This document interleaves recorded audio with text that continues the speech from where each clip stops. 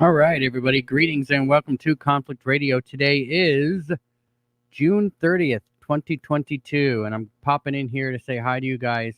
We are actually going to be listening. Hello, where you been? Renee Cruz says, "How you doing, John Clark, Chili Bean, Ultimate Ormos? I see it in here. Where have you been? Well, I've been enjoying a little time off from doing the show. I guess I've I don't know. It's been nice. How you doing, Williams Carr? We're actually going to be. Good afternoon, Team Humanity. Susan Donahue. How you doing? Welcome to Conflict Radio, guys. Let me get right down to what we're doing. This is I'm going to be playing you guys an interview I did probably over 2 years ago, and it's kind of like a redo, I guess, but it gives me a chance to test my audio again because we are getting ready to come back. I didn't want to just come right back and start doing shows without first seeing how the audio is sounding. Hopefully, you guys can hear me okay. Whoop whoop, hump it up, Conflict Radio fam. We are here, Apex here. How you doing, man? You guys just still popping in here. Okay, change my account. All right, cool. Well, thumbs up on all of them. Thumbs up, guys. I guess we're getting a little bit of people in here. My store somehow went away. I don't know what happened to the Conflict store. It's gone away. Maybe it's because I was I don't know, taking a little bit of time off. So anyway, we're gonna play an old interview. I deleted this interview because I was worried about my account getting knocked off of the. I was worried about getting torn up over this account over this my account over this video. If I can get my words to come out of my mouth. So what I did was I deleted it, and basically what I'm doing is I'm going to throw it back up. We're going to put it up, and I'll be hanging out with you guys in the chat as we listen to this. It's actually episode 6, if you can believe it. I guess I got it written down here as 172, but I deleted it, so it's kind of a. It's not like you can go and listen to it. It's not like it's available. It's gone. So we're going to put it up there, and we're going to call it episode 172. I think it's a fascinating interview. This is the life, Hugo Darn says. Welcome, guys. Stargate Traveler, how you doing? LDG, Michael. Good to see you guys.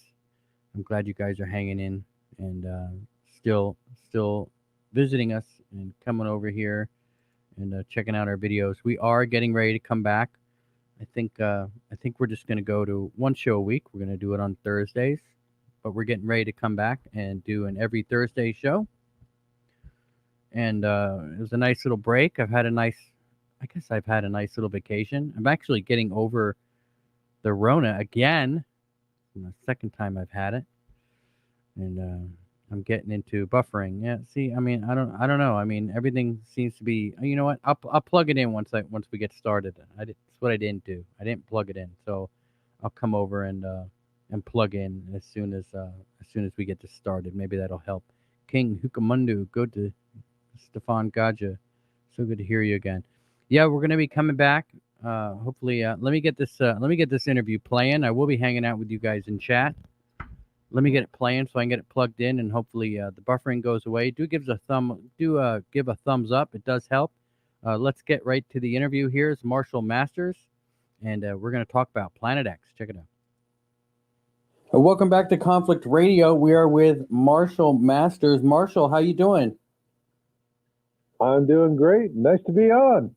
Man, it's so awesome to have you on. I've been listening to you do various shows for years and years and years, and to finally be able to talk to you, it's pretty awesome.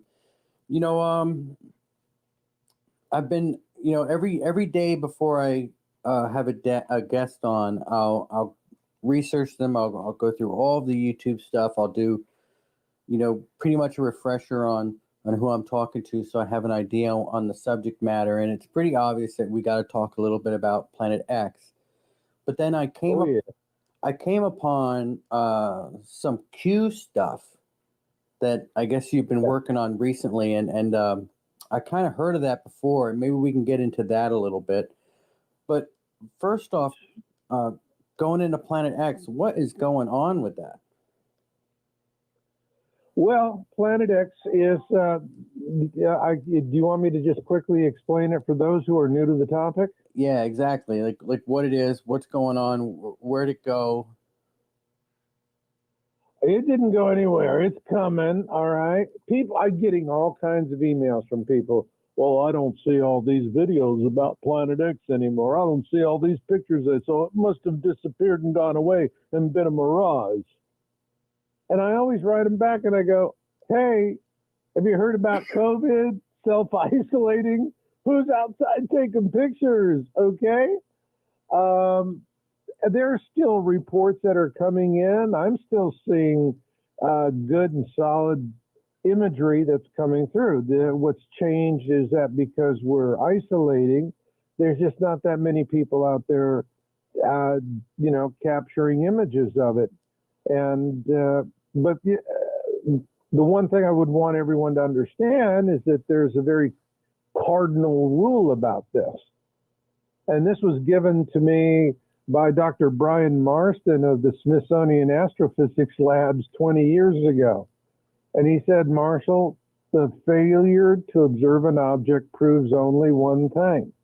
You have failed to observe the object. All right? And I observed it with my own eyes. I saw it in 2018. So, hey, kiss my grits.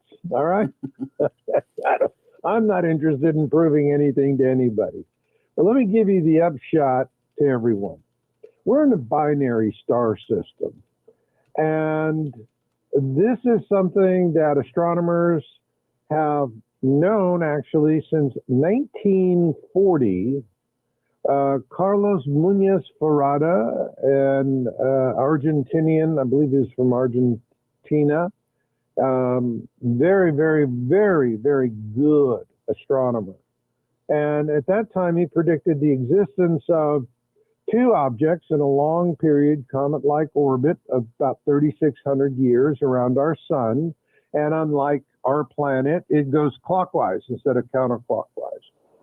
And so he then predicted that there was what he called a black star and a large stony planet several times the size of Earth.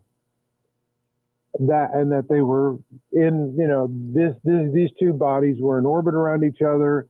And in 1940, that's what they called it, was a black sun, because they couldn't see them. These are very, in terms of visible light, they're occluded because they have a huge field of iron oxide all around them, huge dust balls. And for example, we're talking about America now is the king of ventilators. When we pass through the tail of that system, we're going to need every darn one of them. I'll tell you that. We're going to need every darn one of those things. Because the air is just going to be awful, and it's just going to give people with weak lungs and medical conditions a tremendous amount of problems. But this iron oxide, this dust, is caused because a brown dwarf, which is what we actually now call them, and the astronomer, I forget her name, but she was the character Jodie Foster played in Contact is actually based on her life and her work, research. And she is the one who invented the term brown dwarf. And so a brown dwarf is going to be bigger than Jupiter. It could be 2 or 3 times the size of Jupiter. Keep in mind, Jupiter, some people call Jupiter a sun because it emits more radiation than it receives from the sun. But we're in a binary star system, and the path to that started hundreds of years ago with the discovery of Uranus. Uranus was the first planet discovered with a telescope, and it was observed, and there was a perturbation, a little zig. It was coming around and keep getting pulled out and then snapping back in, pull out and snap in, all right? And observers saw this, and so they actually accumulated sufficient amount of observational data that they were able to calculate the location of whatever object was perturbing Uranus.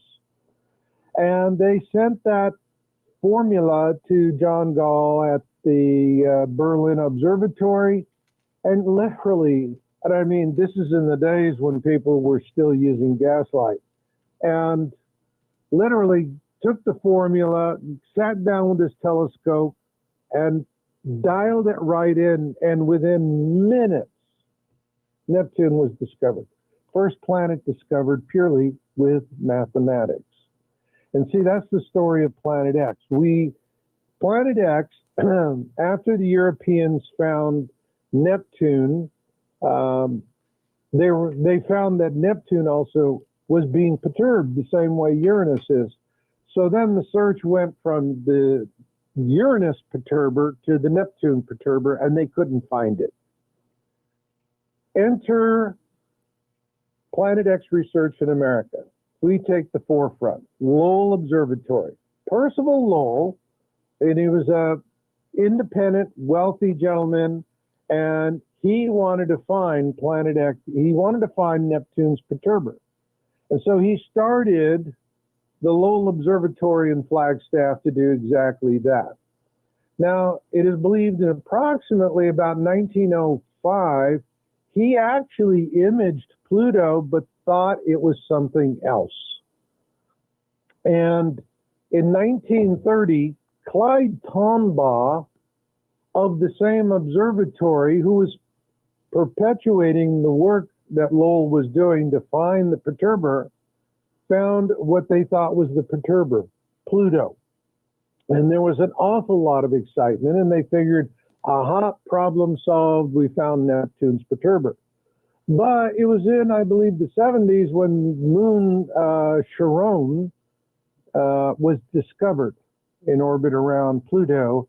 And then they were able to use that to calculate the size and mass of Pluto, which, interestingly enough, Pluto is kind of puny. It's only about 60% the size of our own moon. Think about it. Our moon is 40% larger than Pluto. Wow. Yeah, you know, And I was reading somewhere that Pluto's covered in water now.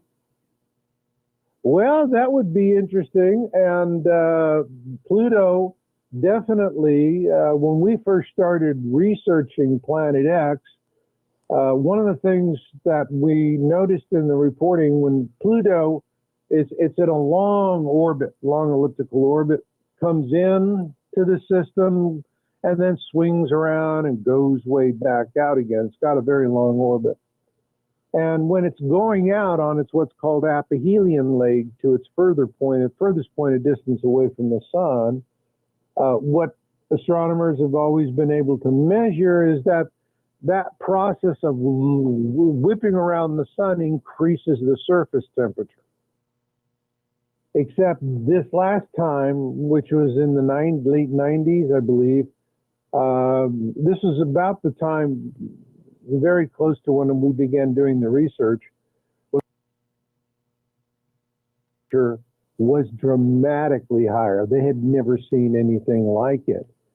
And, you know, it's interesting, but if you're saying that Pluto has water on its surface, maybe it is the water that is melting when it comes in close, freezing as it goes out.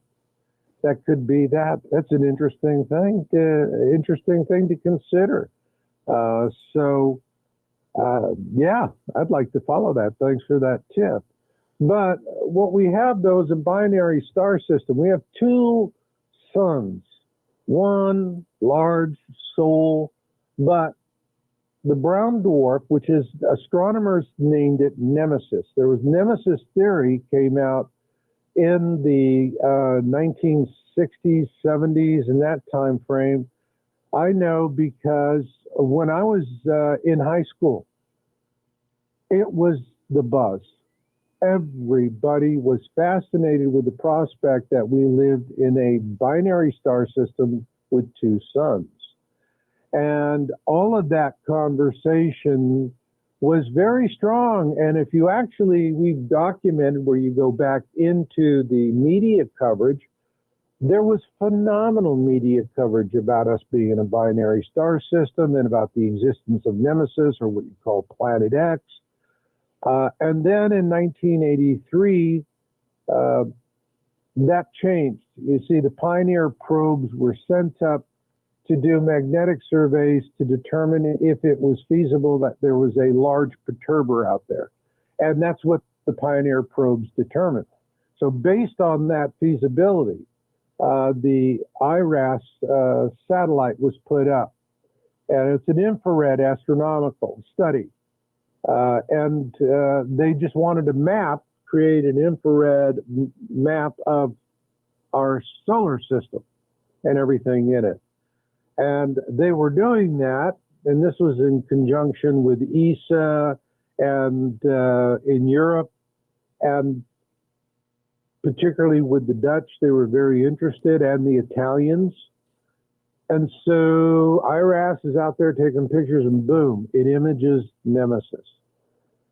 Now, it's not imaging Nemesis in visible light. You can't see this thing until it's really close. Because again, it's got this huge dust cloud around it, and that's formed because when a brown dwarf ignites to become a sun, it doesn't have the mass to become like our star, to have a fusion furnace, so to speak. And so brown dwarfs ignite and then slowly bank off over billions of years, and they can sustain life. This much astronomers have determined is that yes, you can have life living on planets in and around a brown dwarf star, even with all the filth and you can't see anything. So this system is out there. It's moving on two axes. What you have to understand is you have Nemesis. Nemesis has planets and moons in orbit around it. So we call it a mini constellation. And we're on a merging orbit with this mini constellation because it's moving on two planes in different ways. Now, on the horizontal plane, it is moving in an orbit around the sun of approximately 360 days. So we have fairly close matching orbits, which is the reason why we keep seeing it on the other side of the sun. But what's also happening is that we're inching towards each other. And then eventually we'll get to a point where it's completely out from behind the sun, and everyone's going to be seeing it, and everyone's going to be talking about it. But right now, I have a picture on my website. I've been looking at, probably nobody does Planet X image analysis more than I do, or better than I do. I think I've been generally recognized that way. And I've looked at thousands of videos and pictures over the years. What I publish is maybe 1% of the leads that I receive. I'm very picky. I look through this and I scan it for telltale signs of aberration and look for that. And so I've had this one picture up on my site it was taken at altitude from a passenger jet, and as you see chemtrails. Oh my God, the chemtrails are thick, and it's getting worse now than ever before. It's simply awful. And even with all that chemtrailing, 3 objects were verifiably natural objects. They passed my gamma test. They have clouds in front of them. Clouds never get in front of a flare, all right, or any kind of lens operations. Lens aberrations happen in the lens or just actually in front of the lens. But this tests out. Now, the problem with the picture is that it's not that it's a good picture. I mean, for me, it's the best I've ever analyzed. The problem is that Planet X is like ufology. We have mountains of evidence, mountains and mountains and mountains and mountains of pictures, videos, eyewitness reports. And what do people say when they look at all of that, all those mountains of information? Well, I don't know. I'm still not decided. or well, who can say? It's always kind of yeah, yeah, yeah, yeah, yeah. Because the truth is, most people are not going to believe UFOs exist until one day an alien is eating their face. I'm serious. They're going to have aliens eating their face off before they're going to believe it. So you have the same problem with Planet X. And it really is for people who understand science, understand how to read it and interpret it, as I do, and a lot of the folks that read my articles and follow my work do. But for a lot of people who don't have the discipline of science, it's really, it's confusing. It's like, the old adage of how do you eat an elephant one spoonful at a time. The problem is where the heck do you dig in, Yeah. And that's the problem for people. So it'll happen. It's coming around. You're going to see it. And that brings me to politics and why I am following politics so heavily with Q and my QX articles is. Well, hang on a second before we get into that. Sure. I have some questions about what you just said. So basically, Planet X is the star, and there's other planets that are orbiting Planet X this is dwarf? actually in reference to, it's a good thing you raised that term, because it's like, what does Planet X mean? Planet X was, remember we talked about Percival Lowell, who formed the Lowell Observatory. Mm-hmm. Well, he's also the man who officially coined the term Planet X. This was coined by an astronomer. Planet X is not Planet 10 or any of this other disinformation propaganda garbage. Okay? And by the way, anybody out there says Planet X is going to hit our planet, if you believe that, you're as dumb as a sack of hammers. We're going to have other things hitting us, but we're not going to have planets.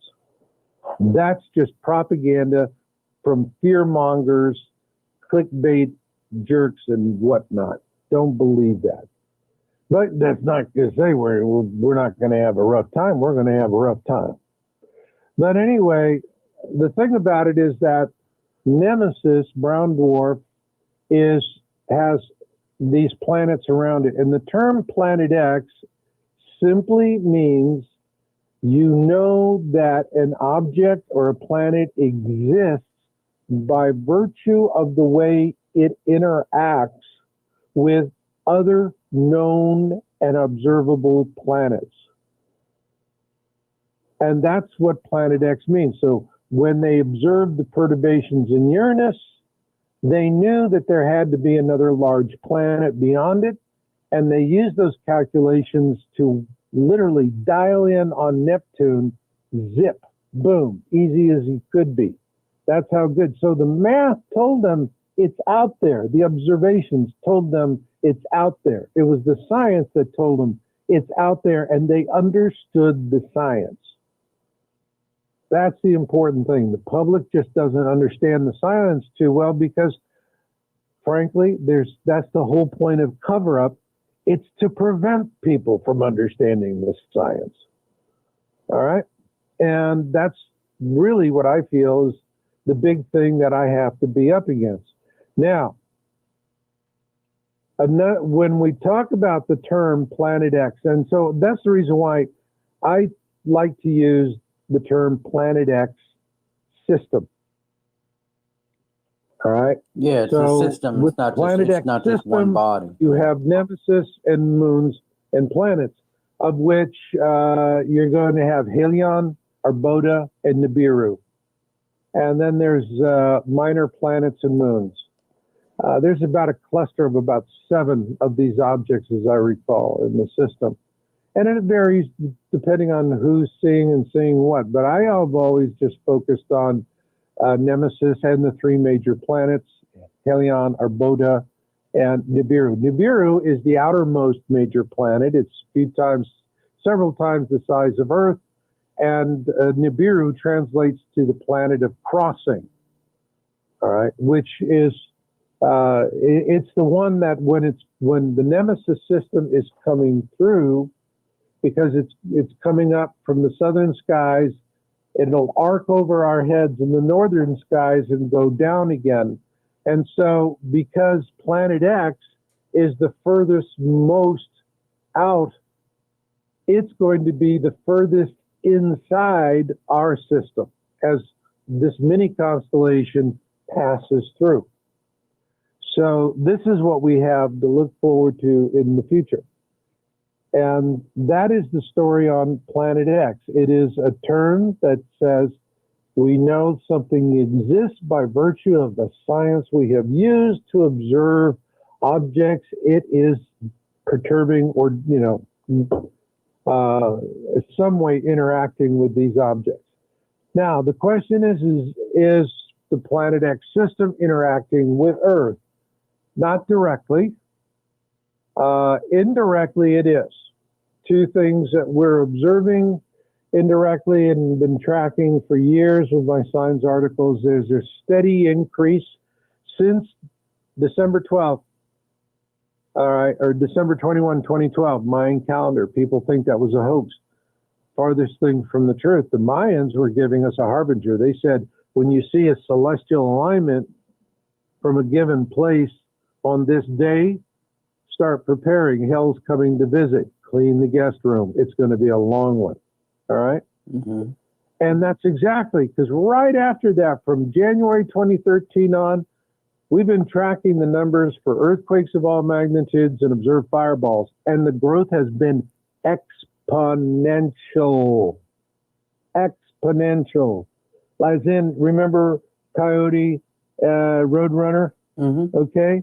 Coyote would always get on the Acme rocket, light the fuse, and then he's going straight up, and then the rocket would peter out, and then he'd go straight down and die in a canyon and come back again.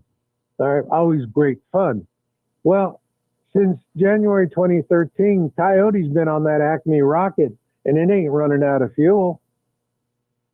It keeps going up, and it's only a matter of time before something busts loose.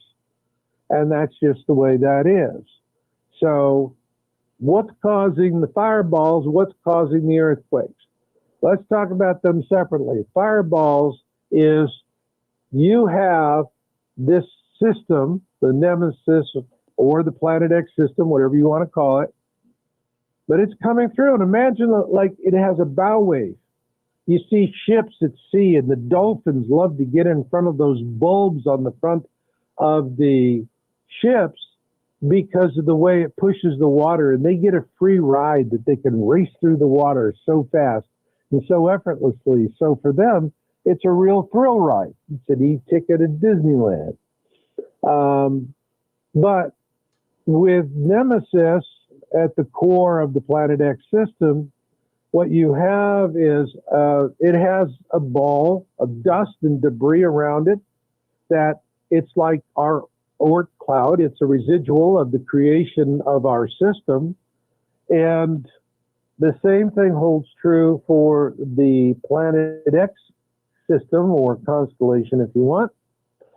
And it is encountering other objects and dislodging them. So it's coming across other objects that are in our system that are in completely benign orbits and would never be a concern under normal circumstances. But if you got this big cue ball plowing through the system, man, it's scattering stuff in every which way but loose. And so this is what we're observing, is that we have this massive increase in reported fireballs. We're not looking for meteorites, shooting stars, as people call them. The fireballs are those big smokers that go across the sky. And if they're big enough to detonate with a flash and a bang, it's a bolide. And if they're destructive, they're a super bolide, which is exactly what happened in Chelyabinsk, Russia in 2013. So we're seeing this steady increase of fireballs, which tells us this cue ball is knocking stuff every which way but loose. Now let's go from that data track to the other one, earthquakes of all magnitudes. And why do we measure earthquakes of all magnitudes? for many years, about a decade, USGS, and this was particularly during the Obama administration. Once Trump came in, there's been more accurate USGS reporting, but during the Trump administration, there was a consistent pattern of downplaying the numbers for statistical jiggering. So you'd get an earthquake and said it's a 7.1, and the next day, what would they do? They'd come out and say, oh, it was a 6.8. Or it's a 5.1. Oh, it was a 4.9. Okay?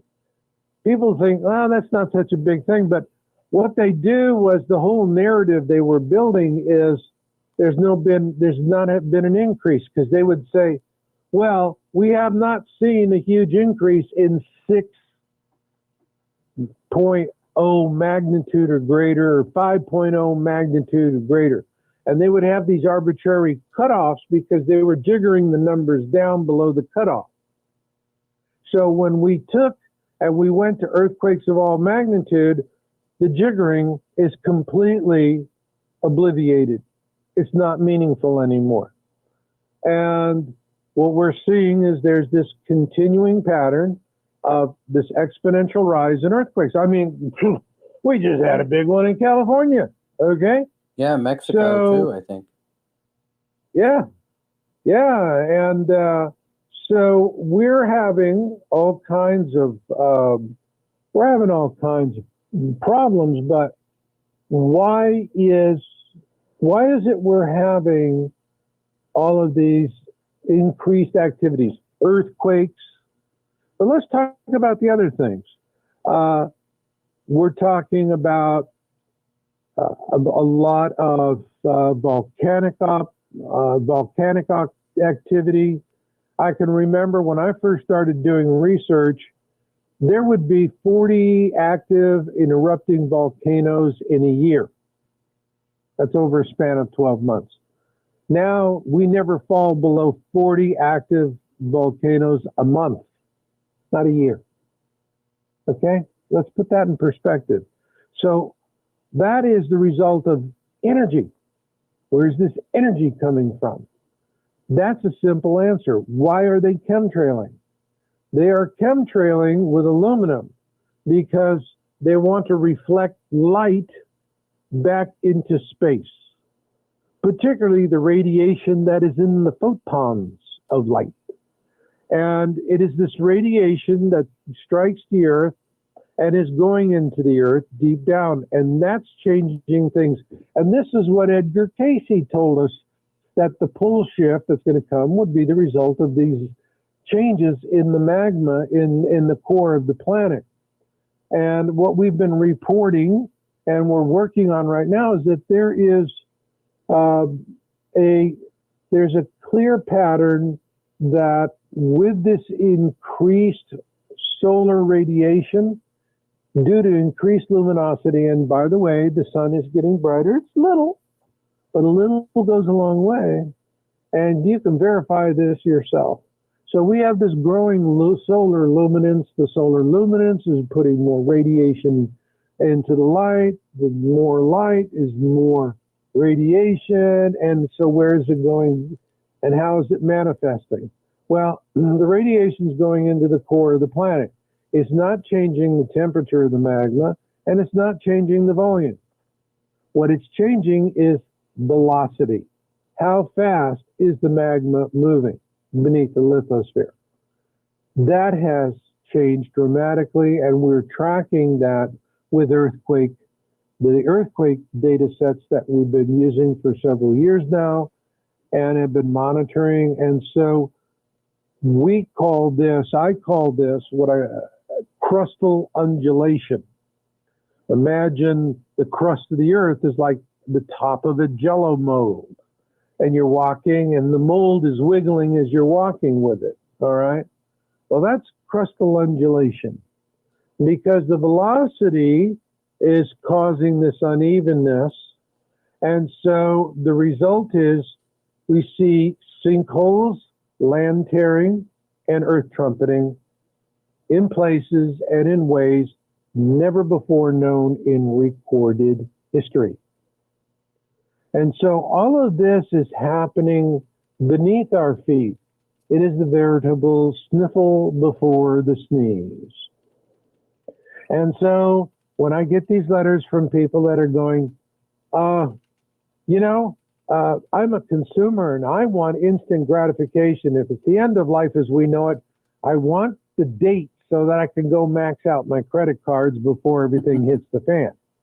All right. People have that kind of approach to it. It's not going to work that way. The universe is not unfolding at the speed of human expectation. Yeah. But it is unfolding, and we're gonna feel it hard. And if Trump and the Patriots are successful, everybody has a fighting chance.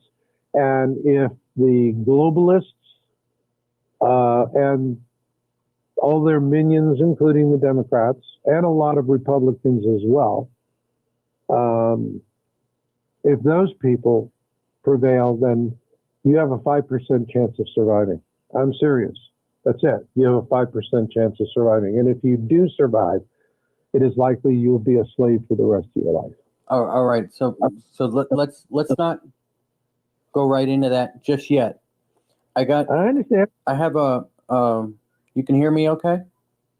Sure can. Okay. If the dwarf sun that's coming in has planets swinging around it, it's getting closer to the sun, is it not? Like as it comes by. It's getting to it's approaching. It's a good question. It's approaching its point of perihelion. You have perihelion and aphelion in an orbit, and the perihelion is your closest distance. Aphelion is the furthest distance. And so when you're on an aphelion leg, you're approaching the larger object. And when you're on a perihelion leg, when you're on the perihelion leg, you're coming up towards that closest point. In the aphelion leg, you're going down. And this is a 3,600-year orbit. This system is in a comet-like orbit, which means it's much faster. It's a much faster mover than a planet like ours. And also, our planet orbits counterclockwise. The Nemesis system is in a clockwise orbit. And this is something that's consistent with comets. Comets can do this. And this is what we have to be mindful of, that this system is coming up in this 3,600-year orbit, and it's a long, long, long orbit. It's like, think of an old Slinky toy, or there was the old ties that have the wheels that go up and down the wire, all right? And it yo-yos up and down from deep in the southern skies where the Nemesis system spends most of its time. The northern is, it's a shortest period when it gets to the plane of the system, the galactic plane, and imagine the sun's equator and stretch that all the way out to the 12 constellations of the zodiac. That's the ecliptic. That's the plane of the system. And it's right now, I can tell that because of that 3-image object, it is now crossing or above the ecliptic, which means it's now going to start accelerating and accelerating, and it is going to get to a point where it has a whip acceleration. When it gets close to that perihelion point, closest to the sun, that's where it's just like if you go to a theme park and you ride the whip and you have that turnbuckles on each end and a long straight hall. And so you're sitting there on that long straight hall and you're waving at people trying to look excited, but it's really boring until you get to the turnbuckle, and then whew, you whip right around and you get that real sense of thrill. Yeah. Now, wouldn't that affect the planets that are revolving around it? You know, the sun's gravity and the actual turn and everything. Wouldn't that, mess up the planets, the orbital alignment around that as well? I mean, wouldn't it create chaos for itself? No. Look at our major planets like Jupiter and Saturn, and all of the moons that they have. All right. Mm-hmm. Those moons are in orbit around those planets. Now, if the planet's orbit is affected, it'll do the same for satellites. And so this is really, Nemesis is the bad boy. That's the big bad boy. And the objects that are in orbit around her are orbit around it. Now, do they get affected? Yeah, there's going to be some, but principally they're captives, gravitational captives of the object that they're orbiting around. Now, this is not something that can go on indefinitely. In the 1950s, Japanese astronomer by the name of Yoshida Kozai developed the Kozai principle that describes what happens when you have two objects orbiting each other in space. And it really comes down to size. All right, the big one dominates, and the little one is going to have one of two eventual fates. The little one, if it's in an extreme comet-like orbit like what we have here, that little one is going to either circle the drain, so to speak, and slam into the big one, or it's going to be completely spun out of the system into deep space. So that's it. You crash and burn, or you go and freeze out in the hinterlands. That's the fate that you have. So yes, there's going to be changes. When I consider Nostradamus, and in his letter to his son, he was talking about the end of Earth, and which he is saying is about 1,600 years from now, as I recall. Well, that would be consistent with a flyby where the orbital duration of 3,600 years is altered because the Nemesis system this time in this flyby really starts to circle the drain. And it could be that there would have a situation where one of the moons or small planetoid in the Nemesis system, the Planet X system, in a close flyby could be peeled off, and then it's in an Earth crossing, or it's not going to hit the Earth. That's not what Nostradamus talked about. Nostradamus said we would be scorched. The surface of the Earth would be scorched. Well, if you have a large planet that smashes into the sun, you're going to have a solar storm event as a result of that. That certainly would just barbecue everything in the inner system.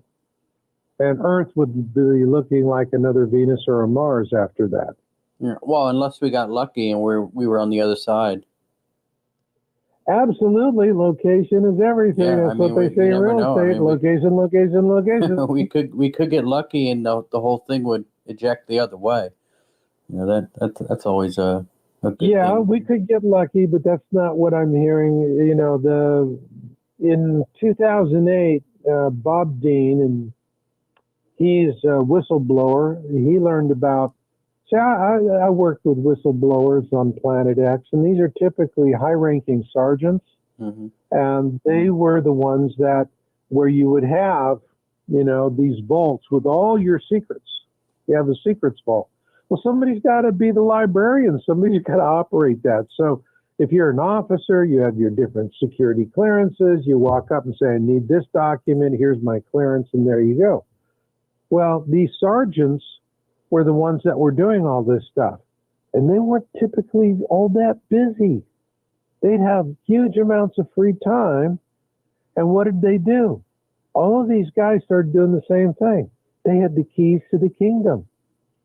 They started opening drawers and reading files and learning stuff that just blew their minds. And so this is where I got a lot of the information. Bob Dean in 2008 said that his sources are predicting that we will be on the same side of the sun. And when it's on this, and let me be very clear, we're going to be on the same side of the sun. This is from the point of perihelion down to where it crosses the ecliptic, because it'll be from over the sun, it'll fly over our heads, then go down again into the southern skies, passing between the orbits of Mars and Jupiter. And there's the problem for us, because then its planets and moons are going to be within reach of planets in the inner system. And, we could very well see, like in my book, Being in It for the Species, we talk about an impact between a moon that is orbiting Nibiru and the southern hemisphere of Venus, which would then throw tremendous and terrible debris our way and cause a lot of craziness. I talk about in my book, Being in It for the Species. I wrote that in 2013. I haven't seen anything in our science data that is deviating from what I wrote about in 2013 or in 2015 with Surviving the Planet X tribulation. Now, do you think that there's life on the planets that are orbiting Nemesis? That's what I write about extensively in Being. It is about, I talk about that. I talk about the Anunnaki and about how what this means for us and what we can do to deal with it. For a long time, I felt hopeless about all this, because I could see what was happening. We were being set up to fail as a species so that we would die in vast numbers. And I'm starting to see a change that gives me a lot of hope that we don't have to meet that fate. So the Anunnaki, that would be, they were, I guess, reportedly here helping with the Egyptians build the pyramid, that sort of thing. Like they're a more advanced race than we are. You want to see an Anunnaki? Stand in the mirror. Stand before a mirror. We're a hybrid. We're a cross between, we were bred as slaves to mine gold. I mean, think about it. There's other substances that are worth more per ounce than gold. But shove a gold bar under somebody's nose, watch them turn into a complete babbling wah-wah boo-boo or whatever. I mean, they get gold fever. I know I had gold fever when I was a kid in college. I went out and trying to find gold and panning for it. Oh, my God. Do you ever find any? Let me put it to you this way. Huh? No, but I sure found a lot of busted shock absorbers. Actually, we found a vein, but it was only, at the time, it was 4%. And at the time, gold was $32 an ounce. And you had to have 5% in order to be economically viable. Today, 4% would be, that's it, jackpot bonanza, with gold being what it is. And I can't tell you how many nights I have spent laying there in bed going, where the hell did we find that? Because we did an assay report on it. And once we figure out, that's it, it's no money, we blew it off, and it's like, damn, somebody said I filed a claim. Yowzers. Who was to know? Back then, gold was $32 an ounce. And people had real jobs that paid real money too. Yeah. It's funny how that works, isn't it? The money in this country, I guess. I was reading something that, the average American really hasn't made any, hasn't had any kind of, the prices of everything keep going up, but our wages have pretty much sat there since like 1979 or something. Yeah. I mean, that's crazy. 1979. That's how are we supposed to, at what point do we reach the breaking point? I mean, are we getting there now? Goodness. oh, we're at the breaking point. We're going to break left or we're going to break right. Yeah, But Trump is rebuilding the economy. People don't understand it. They're all distracted by all the media coverage, the mainstream media. I was with CNN in the 80s. I was a news producer from 86 to 88. You used to work All for right. Ted Turner, right?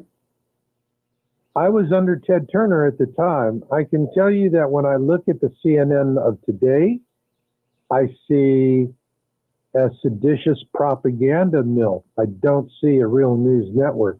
It doesn't look like what I worked with. And, All right. And Turner is so far left, he makes Trump look like Mao Zedong. And he would have fired everybody that's on the air today. I mean, they would have been kicking rocks down the road.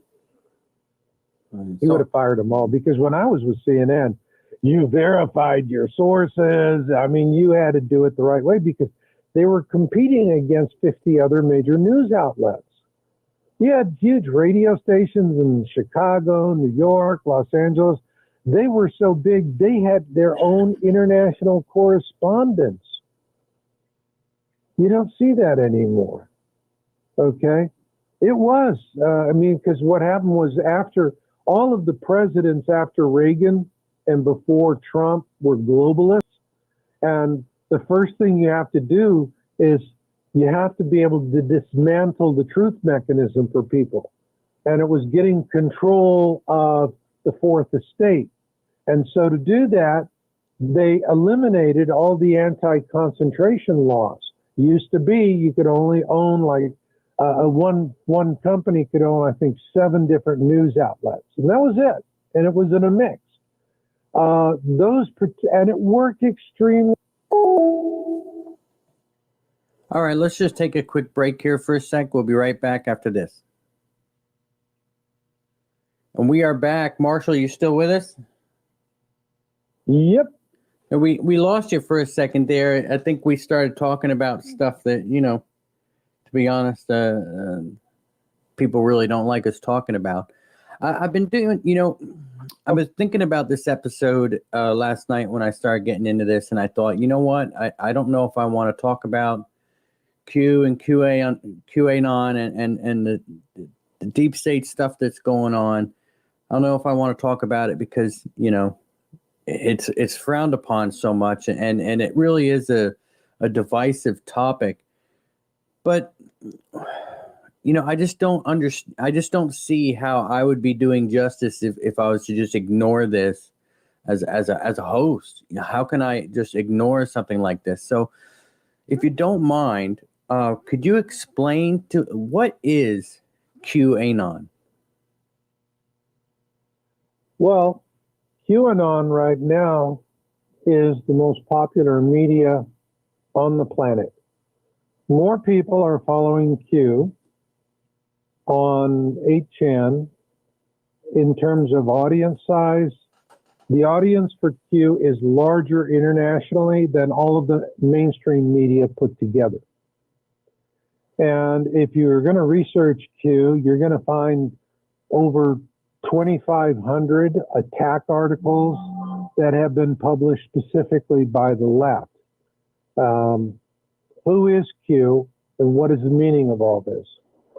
Q is, and you have to see that we are right now in America's second civil war.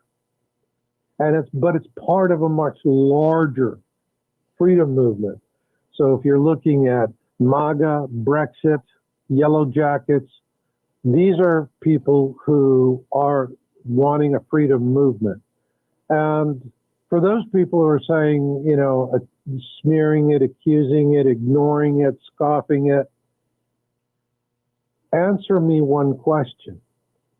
You had the courage to ask me what's Q. Have you ever seen anyone in the mainstream media just ask the president or anyone in the White House that same question? Have you ever seen the mainstream media ask the president, is Q real? Have you? No. That's what I don't understand. Like Well, how are people not asking questions? Yeah. So why are they not asking the question? That's the right, now you're on the right approach. But what's happening is, and we're seeing, look at the suppression that's happening. I can tell you where all the suppression in Planet X started. It started in, I believe, July of 2017. Blood Moon Triad. You ever heard of Blood Moon Triad? Yeah, that's the blood moons that are happening, right? And that Right. is that what you're Right. talking about? Yeah. Well, on the month that it was forecasted of a major prophetic Christian event, a prophecy to come fulfilled would happen in 2017. And in that month of the Blood Moon Triad, more people researched the topic of Planet X, Nibiru, Nemesis.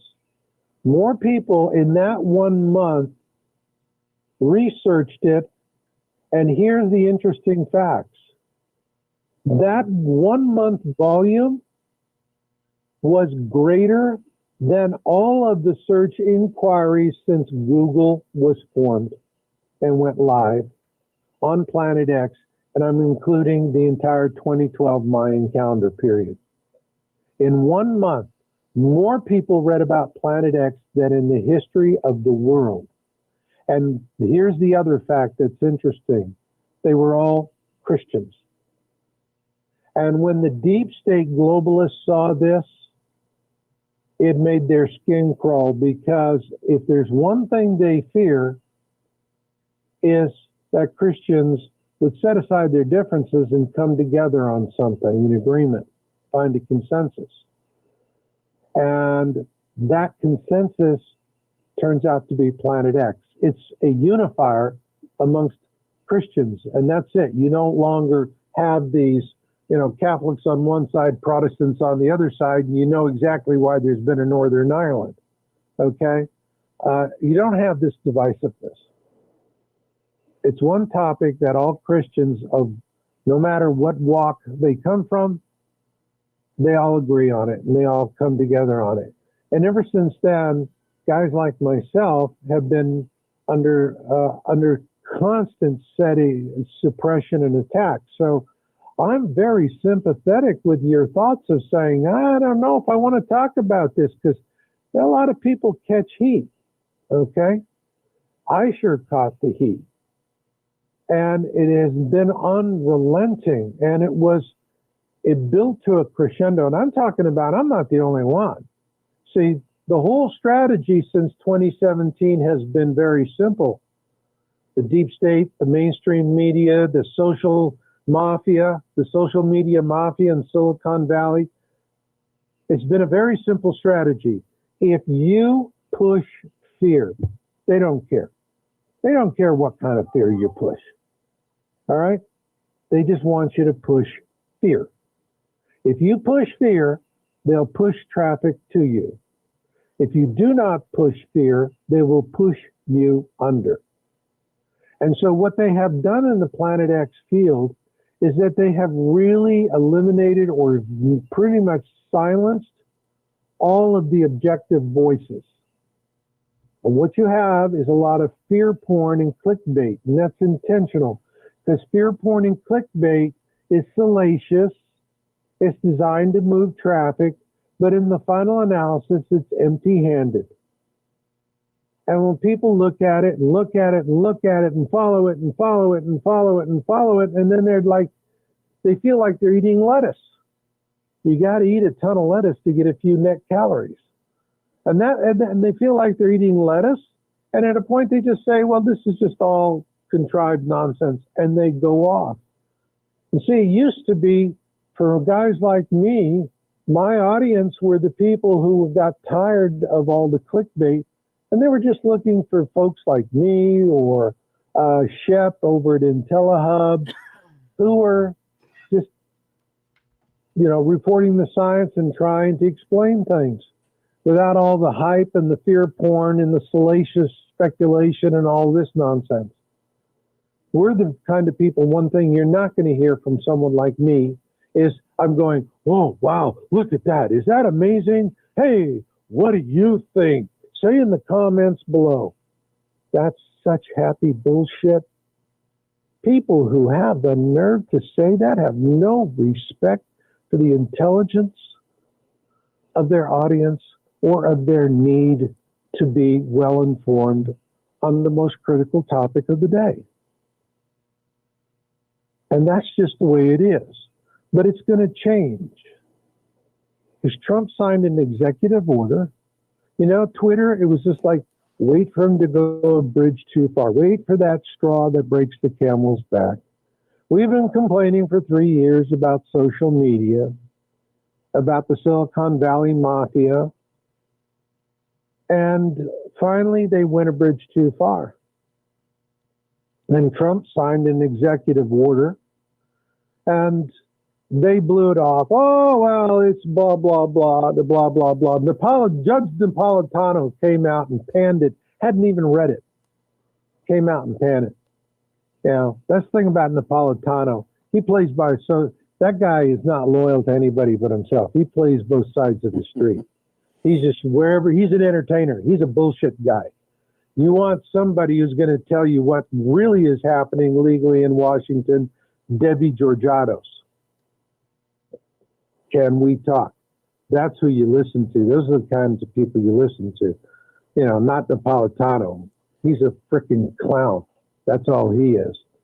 But this whole thing is going to shape up very well because, and what I have learned, and it just excites me, I can't tell you how delighted I am, is that not only has the Department of Justice initiated antitrust against suits against Google, and this is confirmed because they go to outside, they retain outside counsel as a part of that. That counsel has been retained. That was the first shoe to fall. The second shoe to fall is that this is not some deep state flunky mole that's in the DOJ or somebody that is, you know, doesn't know how to stand and fight the fight. You know, they're political. It's like they're always thinking of their own future. Now, on this one, AG Barr personally is overseeing this. There's a new sheriff in town. Yeah, so what's going on? What's happening? Really, huh? So what's going on? What's happening? Like you know, you're talking about a civil war that's happening right now. Who's fighting who? Well, we have, it's in America, the Civil War actually has come down to exactly the same two sides that you had during the first Civil War. The first Civil War was you had Democrats versus Republicans. The Democrats, the South was principally Democrat. The Democrats were pro-slavery party. They were the ones that fought hard to keep, to prevent the emancipation of blacks. And it was the Republicans who were the anti-slavery party of Lincoln. And, you know, it was a hard-fought battle. I mean, I would suggest for people that you go watch the movie Lincoln. That'll really inform you as to who's real slavers and who's not. The Democrat Party, slavers from the South, and they wanted to keep slavery. And what we have is the Democrat Party is now moved out of the South and it's gone to the coasts. And so it's gone from being a pro-slavery to a slavery for all. Because where's Trump getting his support? Not from Republicans, hard conservatives. I mean, you know, willy-nillys, and they're all busy, you know, renewing their country club memberships. But I'm talking about where he really got his base of support is from all the hardworking people that watched their lives destroyed because globalists shipped their jobs over to China and then sent their children to endless wars. And what do they get back? Body bags, drug dealers, and food stamps. And the people who live on the coasts were not in these manufacturing flyover states. They really didn't feel the pain. So they could have their kumbaya, we're morally superior moment. We're saving the world from useless eaters. But it's the people who are sitting there in little towns that only a post office could find. And they have one factory in town. And everybody busts their ass to make it a profitable factory, and it is. And the globalists, I saw this in the computer business. Carly Fiorina, when she was Hewlett Packard, she was the globalist slut of the universe. Okay? Carly Fiorina was the globalist slut of the universe. Because she took all these little factories that were keeping entire towns alive and incredibly profitable, and she didn't care about the profit. She was a globalist. Her job was to export everything to China, so China would become the center of the world and all supply chains. And so they would go in and just scoop up these factories and send them overseas. And they were brutal. One time I met a man whose job was to actually pack up the factories. And they sent him in a small town that had been a compact plant. And it was after Thanksgiving. Everyone was pink slipped, given 2 weeks' pay, and that was it. And everyone was unemployed on Christmas Day. And this is a town that had fought. Everybody had worked together to make that one of the most profitable plants HP ever owned. Yeah, They didn't I care. think everybody's It was a seeing. globalist agenda. Everybody's seeing because of this what I call the Rona going around. Everybody's seen that having all the supply chains in China is probably not really a good idea. Never was. Never was. Yeah, but now the people are awake Okay. to it. Now people are seeing that, more particularly is, look what's happening, the suppression of free speech, tech giants actually throttling the free speech of the most powerful leader of the free world. Twitter actually sets itself above everyone else that it can judge and punish. The most powerful leader of the free world. What in the hell is this? Yeah, right. Like, who do they think they are, right? Yeah. What the hell is in fairness to Twitter and YouTube, I mean, it is their website. It would be no different than you and I having a website, and you and I decide what we want on our website, right? Wrong. If you get on a website and you smear me with lies, you're a publisher. I can sue you. If you have something worth getting, Yeah. that is. But what they're doing is they're using Section 230. And Section 230 says you don't have liability as long as you're an impartial public forum. But they're not. They're propagandists, publishers. They're picking and choosing who gets what. They're picking and choosing who's being seen. It's their website, but they're in violation of law. They have taken 230 and completely stretched it and redefined the law to work effectively in a way that the law does not read. They're in violation. They're fudging. Yeah. Okay? So it's not like you. I can sue you. I can't sue Google. Yeah, well, that's true. Yeah. Not that I would. You're a nice kid. No, but I'm yeah, I making mean, a point. you answered my point pretty well, I guess. Yeah, that's different. I'm not working my site with this law saying I could do what I want, but I still have this law on my side. Because apparently I don't have this law on my side. It's my website. You can sue me. But yeah, you're right. It seems That's like right. That's right. now who set that up? Who put that in place? Well, they put that in place. It was particularly for message boards.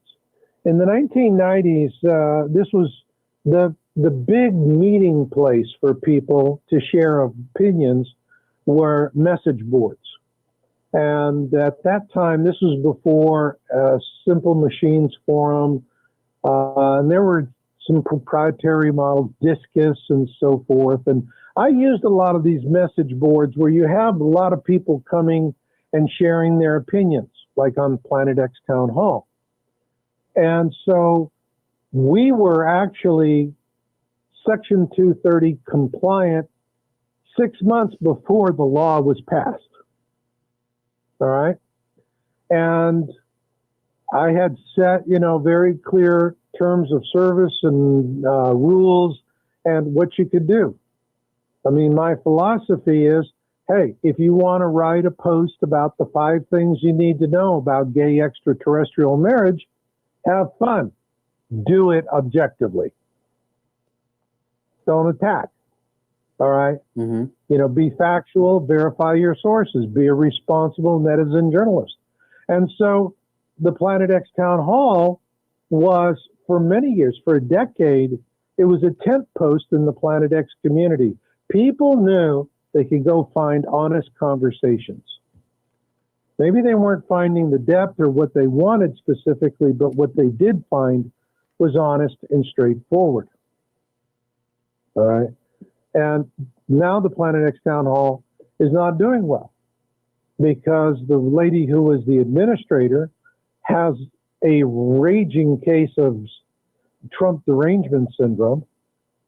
And after she deleted 99% of the membership without a backup, she resigned on me because she didn't like my Q articles. All right. Mm-hmm. So I was busy fighting, keeping that site up was difficult because a lot of attacks I was really, spent all my time dealing with the barbarians at the gate. And I fought the barbarians off and I won there, but what was happening on the inside undermined me. And that's how communists work. Communism's always about infiltration and subversion. So I was infiltrated and subverted by the one person I depended on to keep an honest dialogue on the town hall. Yeah, it was a difficult thing. I view it as temporary insanity. I was reading an article that had just come out probably a couple weeks ago, and it said that the Chinese president had announced that he's ready and prepared to lead the new world order. So that's basically what we're up against, isn't it? We're up against, China has bought its way into this country. They probably control the news, Google. They control the mainstream media. And they're really the puppet masters in charge of all these strings. Is that what you think? I think everything we see is kabuki theater. That's what I think. Everything is kabuki theater. And it wouldn't surprise me to learn that what we have actually is an agenda with an agenda. Now, the globalists, their plan was very simple. China would become the manufacturing hub of the world, the universal supply chain, and then they would be able to dominate and control the world economy. And let's look at the effect of that, all right, of concentrating that power with the Kung flu or coronavirus or the China flu. It's China flu. Now, this flu was bioengineered in a lab because no one's been able to prove otherwise. And there are aspects to it that suggest that. But even if you say maybe it was, maybe it wasn't, what's undisputable is that it was released in Wuhan. The Chinese knew it was released.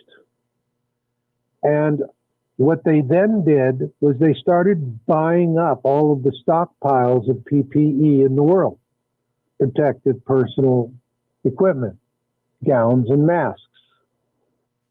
And then, while they're doing this, they're not letting people come in, but they're sending people from Wuhan everywhere into the world to spread the virus. And so the net result is millions of people are affected. There's an immediate need for PPE. And in the United States, what do we have? Obama intentionally left the cupboard bare. There was nothing for Trump. They didn't have PPE. They didn't have ventilators. They didn't have much of anything. And we were really dependent. And so a mask that would cost 35 cents is now $8. Because China's got them, and that's what you got to pay. What did Trump do? He moved the manufacturing on PPE, ventilators, other gear, medicines, and he moved it all the way back to the United States. And they lost all of that. So instead of, and you know, what did we do? Instead of using their tests, which are programmed to fail tests, the Chinese were giving tests that would yield positive results. I mean, they had one leader in Africa who was able to test a goat and a cantaloupe or something. I mean, it was like weird stuff, and it comes up positive with COVID. Yeah, I saw that. I think it was a papaya or something. Yeah, yeah. So I mean, this positive. whole thing. Do you think that the first initial tests were tainted with the virus? Absolutely. I think what they're going to see is they're going to start really digging into this. There are a lot of the people in America right now who have been tragically affected by this. Imagine your parent or your grandparent, great-grandparent, someone in your family you love, and they were murdered by one of these Democrat governors who said, you have to take sick COVID patients and put them back in the nursing homes and you can't test them. That was done intentionally to create death blooms. They knew that the aged were the most vulnerable, and so if they could get those nursing homes contaminated, there'd be a lot of people dying. And it was the way that they died that was so tragic.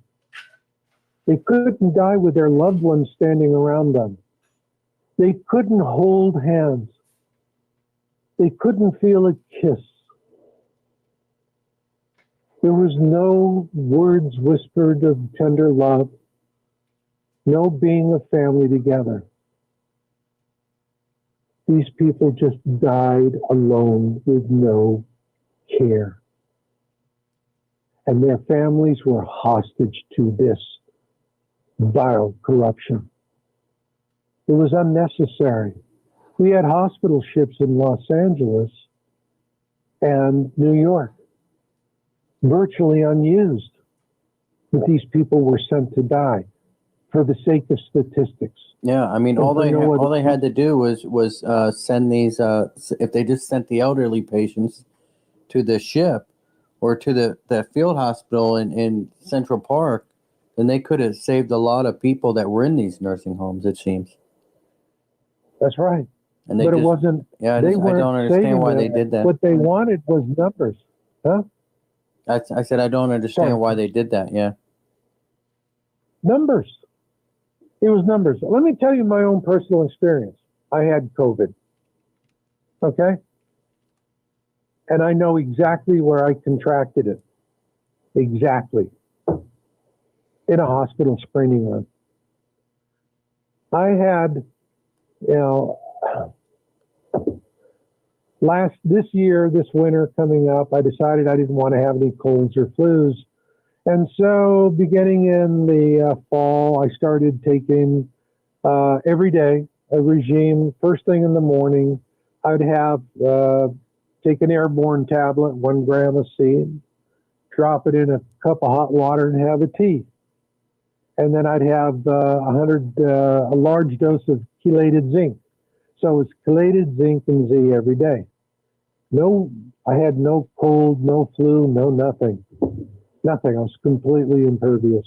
And then they started to lock down. I'm in a ranch in the middle of nowhere. I'm not, so isolating for me was easy because I'm already isolated.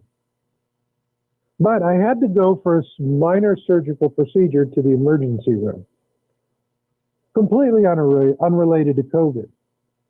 And I went in and I said, here, this is, I pointed at it. Yeah, I need a doc to look at this. And she said, are you sick? This, that. I said, no, all I got is this. I need that. I'm perfectly healthy. I don't have any symptoms otherwise. She said, okay, follow me. She walks me down to this distant room. And next thing I know, I'm sitting in this room that's been cordoned off for COVID screening. And I have to spend an hour and a half in this room waiting for this COVID screening. And the nurse comes in, takes my temperature and says, what the hell are you doing here? You don't have a temperature. Why did you tell the nurse you have a temperature? I said, I never told her any such thing. I don't have a temperature, never did. What in the hell am I doing here? And he was like, oh, he's disgusting. So fine, I'll get the doctor to look at you. And what does the doctor do?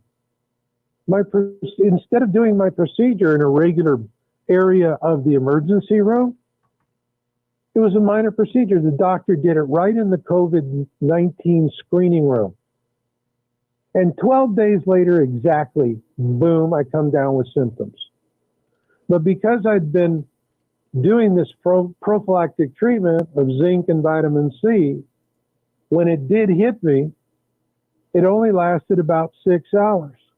And it started with the fever, sore throat, and then the fever really started to rage. And I laid down and I was pouring sweat. I mean, just pouring sweat. And I was at the point where I'm starting to think, okay, I need to give a call to a friend and, go have myself checked. And about the time I'm debating whether or not to get a friend to take me back to the hospital where I got the frickin' disease in the first place, it snapped, broke. That was it. Fever broke. Boom. And that was it. It was over. I was and that was it. No more symptoms. I was over it. All right. And so I was a needless victim. And I was victimized in the hospital. Why? Because that nurse was told we need as many COVID reports as possible because they were losing money everywhere else. All the routine procedures, they're not doing them anymore. They can't do anything. And so the sole source of money for these hospitals, to keep them going was COVID and COVID related.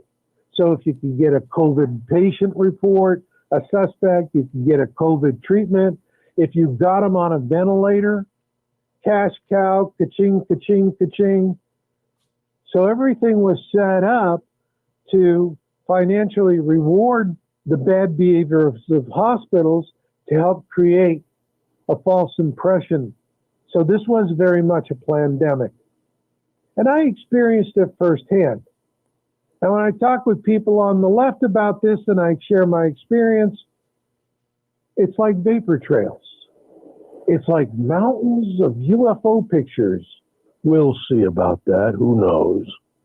Yeah. Hey, there it is.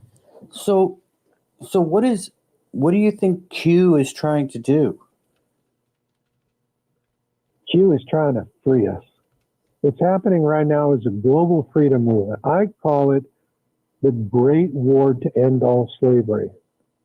I put up a podcast on that, titled just that way. And that's what it's really all about, folks, is that we are standing at a fork in the road. Let me be clear to those of you out there listening to me. If you haven't already said, he's on the right, he's a conservative, he's a deplorable, he's a useless eater, and you've already gone off. So you're still around. All right? This is your fight. You have skin in the game. Because if the globalists win, you have a 5% chance of surviving, and if you do, you'll be a slave. And if the freedom movements, what I collectively refer to as the alliance, prevail, you got a fighting chance. You got a fighting chance to be free and stay free. And see, here's the point, folks.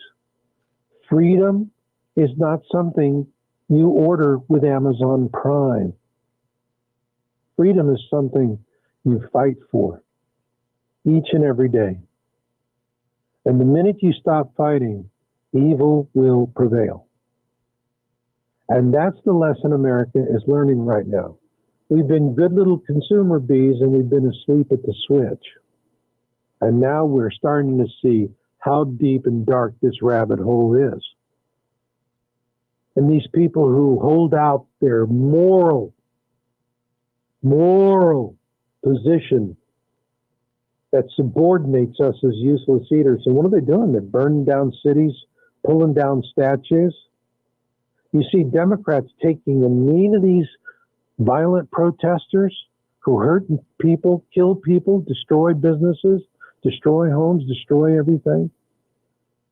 And when you see Nancy Pelosi take a knee to her, I only have one question in my mind. Is Nancy Pelosi taking a knee to them, or is she taking a knee to the God she prays to, namely Satan?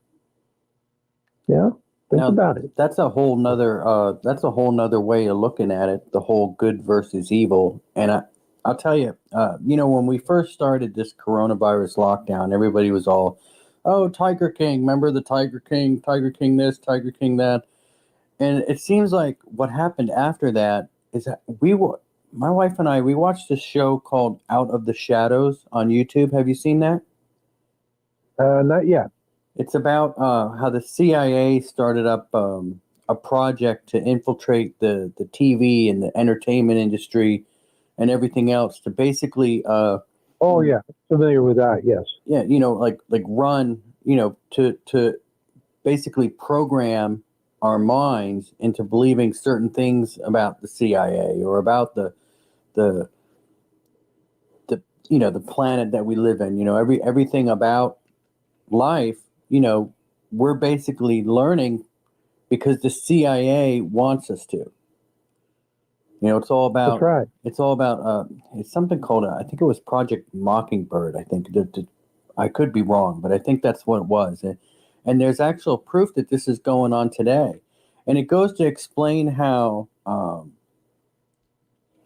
as many people that we see worshiping the Lord, God, there's just many people that are worshiping the other side, the satanic side. And that's the side that we're not seeing. We've got a big parade coming up. A big what? There's a big Satan thing coming up, a parade. Yeah, they're going to have a big public thing about it.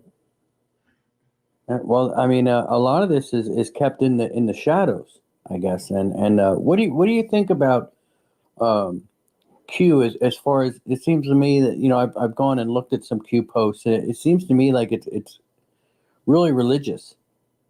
It's a religious movement, is it? Well, not?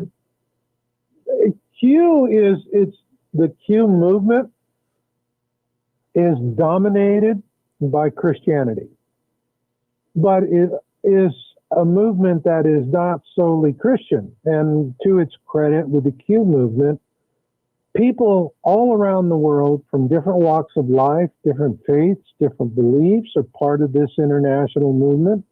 They're saying where we go one, we go all. So this is mostly a Christian fight. They're the most mobile and active group in this. But what I can tell you is no matter what walk of life you come from or your faith, when you walk with the Patriots, you don't walk behind. You walk abreast.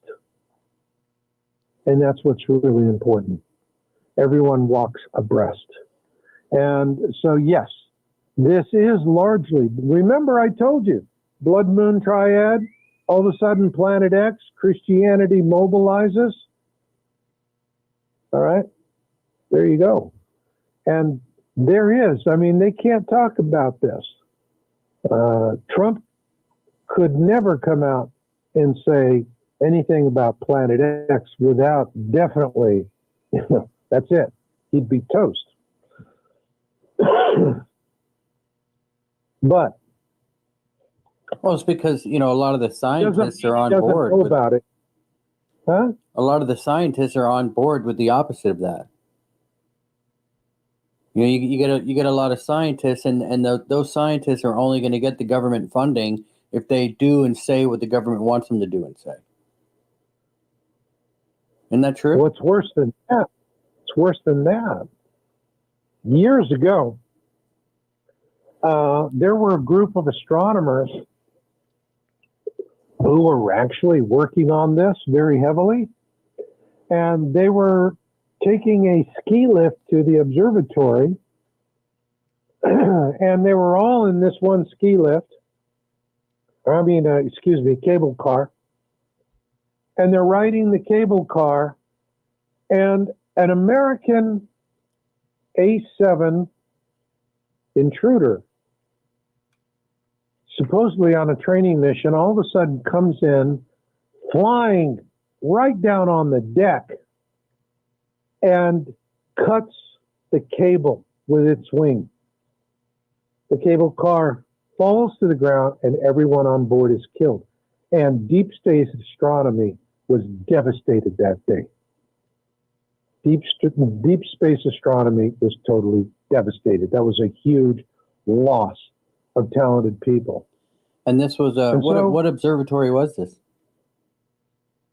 Can't remember. You'd have to look. This is in Italy, okay? So this is some years back, but you can research it and you can find it. And for astronomers, you have to understand is that there is a real sentence of death on this. And there's just, we see this going on all the time. You see it elsewhere too. Look, for example, what pharma's doing with the FDA and how they use the FDA as their own Nazi thugs.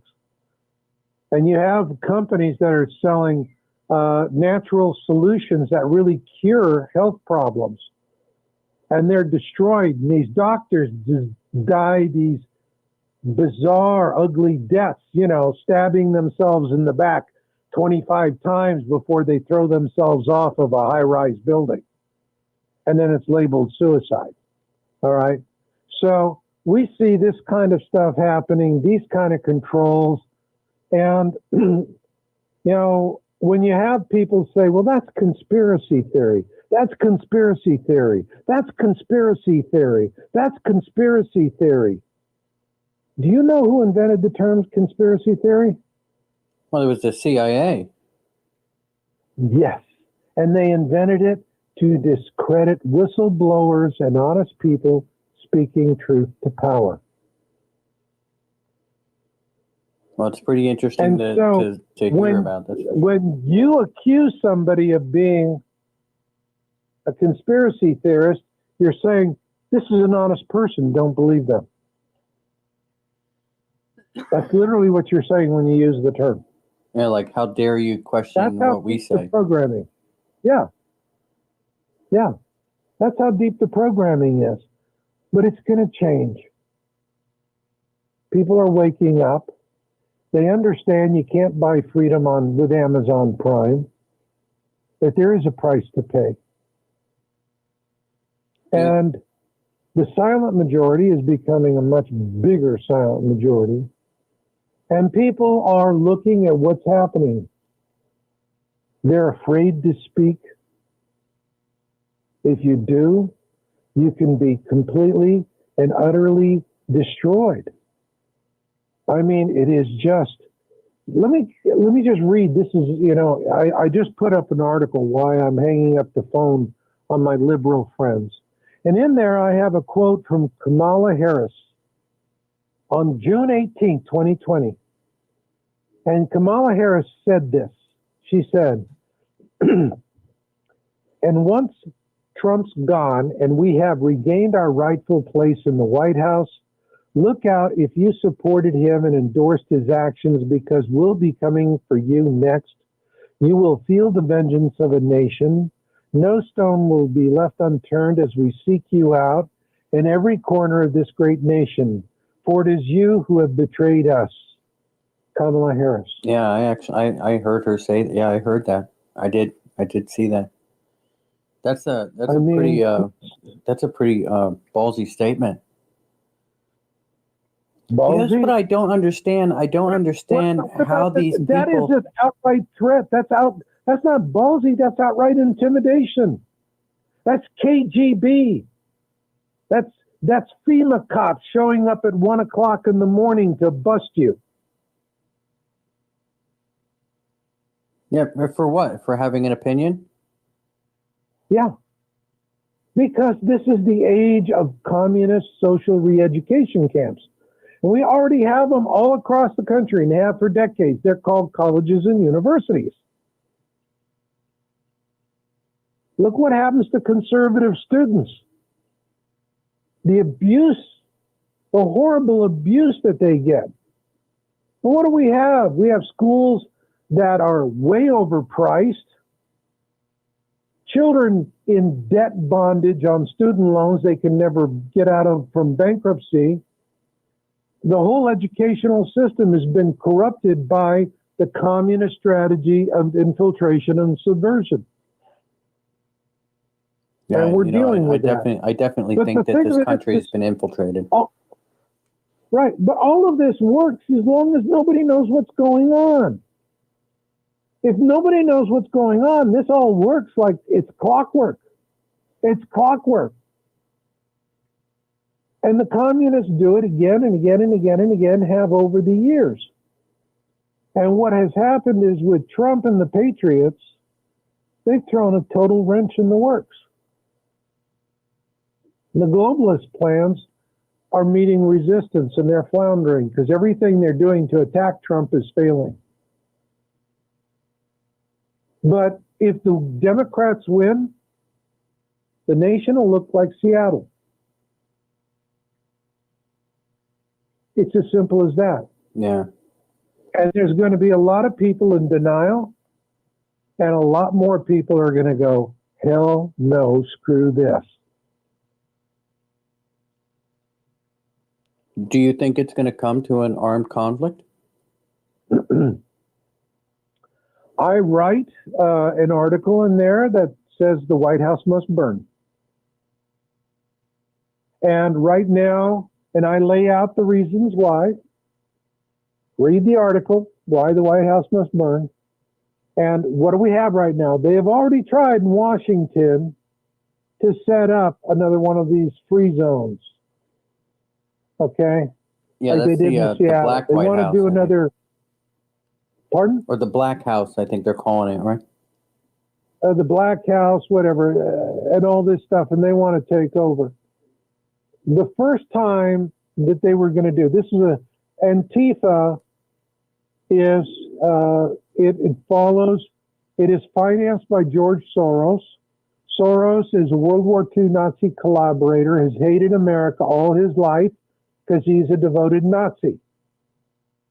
And he wants to see the destruction of our Constitution and our way of life. And he's funding this. And what they did was they started building up for the first main confrontation, and Q actually undermined and prevented the attack because the Patriots they own the underverse. The globalists created this system of spying on us with the NSA, and now Trump and the Patriots have the key to the kingdom. They own the system. And guess what, kiddies? FISA works both ways. Yeah. They've been monitoring everything. And so Q just released code words from the Soros Antifa battle plan to destroy the White House in Washington and to take it over, turn it into the Black House. All right? And Because once Soros saw that all of his plans had been compromised, when you know your attack has been compromised, you have to stop. That's it. And does that mean they're going to stop the effort? No. Soros has an infantile Nazi fantasy of seeing the White House burn and of seeing Trump and Pence hanging from a noose. Okay? Yeah, and who's He president? wants to Who's president the then? president and the vice president. He wants to burn the White House, and he wants America destroyed. And that's what he wants. And so right now, Antifa is reorganizing to come back for the next attack. Trump has held off the first one. He's held off the second one with the statues. Soros is not going to quit. The mayor of D.C. has made the White House a clear target. She said to the White House, get the National Guard out of the town. They're not welcome here anymore.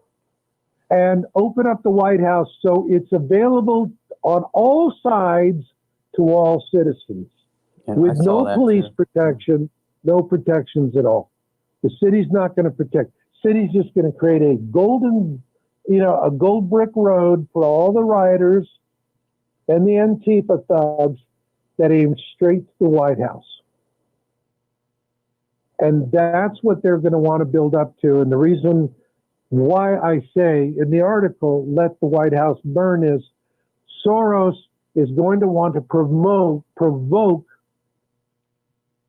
a huge slaughter, a crisis, so that they can blame it on Trump.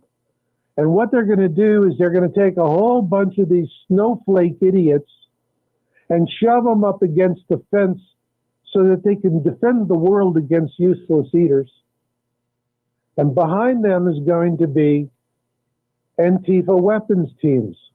They already use weapons. If they're doing a protest, they stage crowbars, bricks, Molotov cocktails.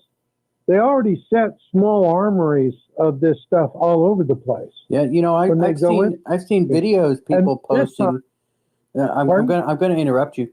I saw videos people were posting about how when these protests were going on in these cities, these pallets of bricks were just mysteriously piling up everywhere. Whole pallets of bricks. Now, how is it that we don't have, we have cameras running that can, see, anybody walking down the road, but we don't have any idea who's dropping off these pallets of bricks?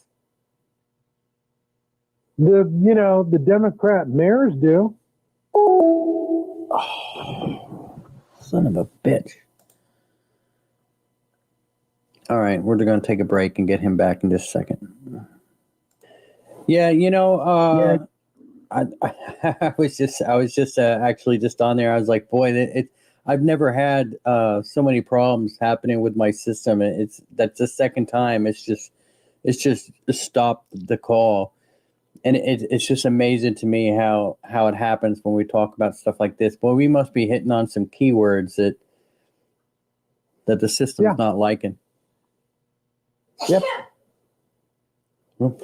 Excuse me. Yep. Sorry. Welcome to my world. So, man, I mean, I don't know what to say. I mean, it just seems like we're definitely in for a ride. Are we still recording? Yeah, we're going.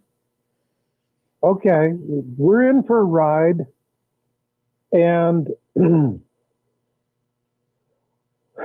what's going to happen is, and this is the reason why we got cut off, because I'm just now going to explain to you exactly how Soros wants to overthrow the country.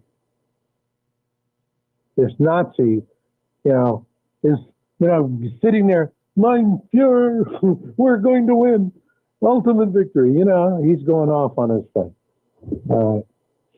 What he wants to do is, like I said, they're going to pack all of these snowflakes out to save the world from useless eaters.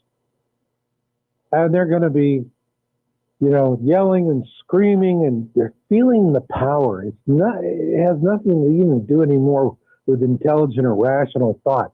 It's power. It's power. This is like right in the groin kind of sexual power, cool power. People are taking a knee to us power. Okay?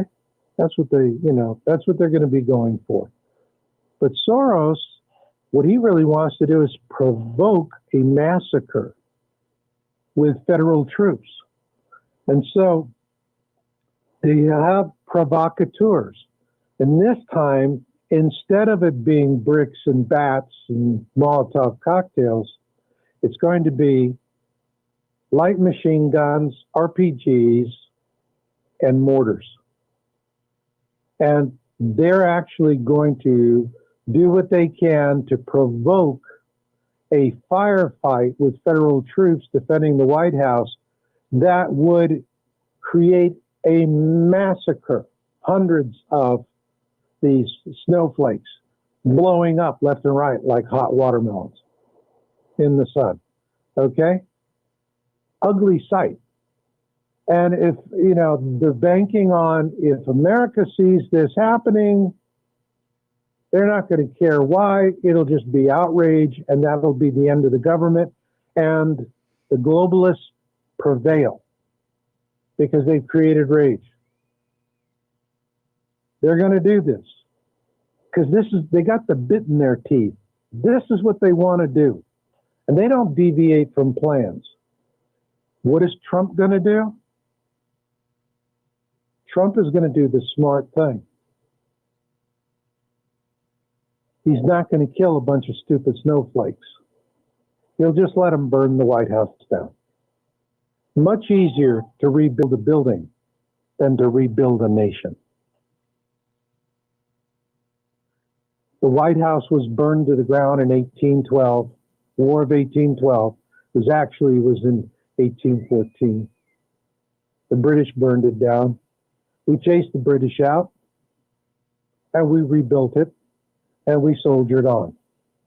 And that's what's going to happen this time. And when Americans see the White House burning, it is going to shock the nation to its core. To its core. And we're going to have an existential moment to say, who do we want to be? Do we want to be free? Or do we want to be communist slaves? Yeah. Very simple, black and white. That's what I see coming. I think the nation is swinging very much in favor. And right now, the sum of all fears is happening for the globalists because the judge who's Sullivan, who's obviously, he's an Obama sycophant, and Obama, picked up the phone, called this guy, said, hey, drag this out, stall, buy time. Let me see what we can do to shut this down. Flynn is their nightmare. It's the reason why they went after Flynn before they even went after anyone else. Because Flynn knows where the bodies are buried. He knows where the closets are, and he knows who has the keys. That's why they want to shut him down. And once this case is finally dismissed, no more gag order.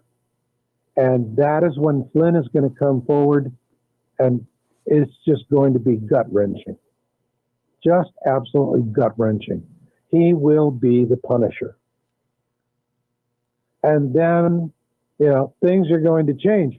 But it's also, it's not where we're prevailing, and we know it's going to be better. All this is going to do with the deep state is going to take such a heavy hit that they're going to do something violent and extreme, because starting war, and that's what they want to do.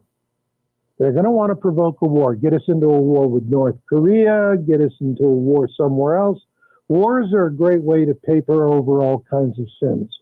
And that's what they use. They use war to do it. Trump doesn't like wars. All right?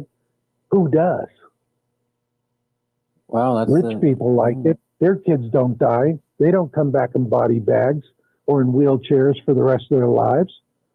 They just, hey, money, money, money, money, money, money, and they don't care. Yeah, you can't make money on bombs if they're not using them. That's it. They're just using people. So this is, we're in a turning point here. And I believe that this second civil war will be won by the people. But they're going to be back.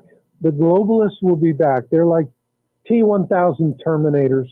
Freeze them, bust them, shock them, do whatever you want. They reconstitute and they come back and they follow their programming. And the only way that's really going to stop the globalists and the central bankers behind them, the Rothschilds, is a debt jubilee on all central bank fiat currency. Imagine if Trump were to say, anything fiat currency, all debts, public and private, are forgiven.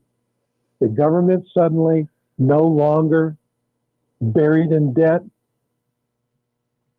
Kids with these horrible student loans, they're free. Families struggling to get by and living on credit cards, they're free. Everyone's free. No debt. And they'll replace it with the currency backed in gold, and we will never borrow money at interest from anyone ever again. Gold and a jubilee will be a double shotgun blast that will end it once and for all. Anything short of that, they will reform, they will come back, and the future generation will have to deal with it. Well, something that happened that nobody really talks about is that Donald Trump has taken control of the Fed, hasn't he? Absolutely. With the emergency order, I mean, the Treasury has taken that in now, I think. That's right. See, up to now, the Federal Reserve, a lot of people think it's an official, part of the government. It's not. Yeah. The Federal Reserve is a privately owned corporation, and it is held by bankers in the Crown. The Crown is a sovereign state within the city of London. It's like Vatican City, or even like Washington, D.C. All right. And so it's a city state. You have 3 city states.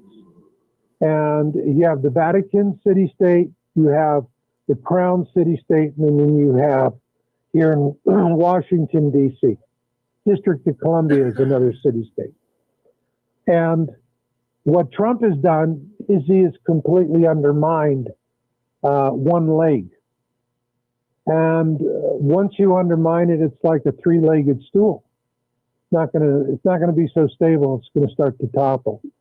So a lot of governments are probably watching and waiting on the sideline. They want to see how things go, what America is going to do with this.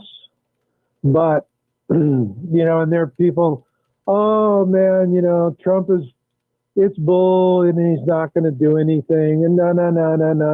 And again, that's people thinking at the speed of consumers. Instant gratification. Oh, that's good. Click. I get it with Prime. Done deal. Buy it. What's the next thing? Okay. Doesn't work that way. Just the wheels of justice turn slowly. And they're turning. And major things are happening. And once Flynn, and I'm going to tell you something. I was talking to other guys like myself, like Shep at IntelliHub. And in the lead up, on the Flynn case, in the lead up to Department of Justice withdrawing the charges, in the 2 months up to that, absolutely unparalleled oppression, suppression, and abuse. I mean, it was awful.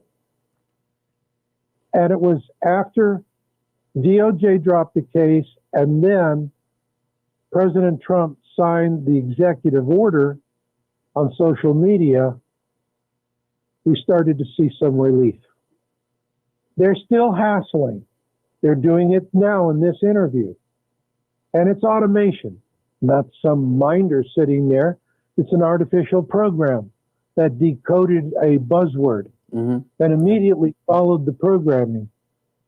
One of the things that I personally feel, and I think it's a prevalent attitude in the Q community, is it's time for the CIA to end.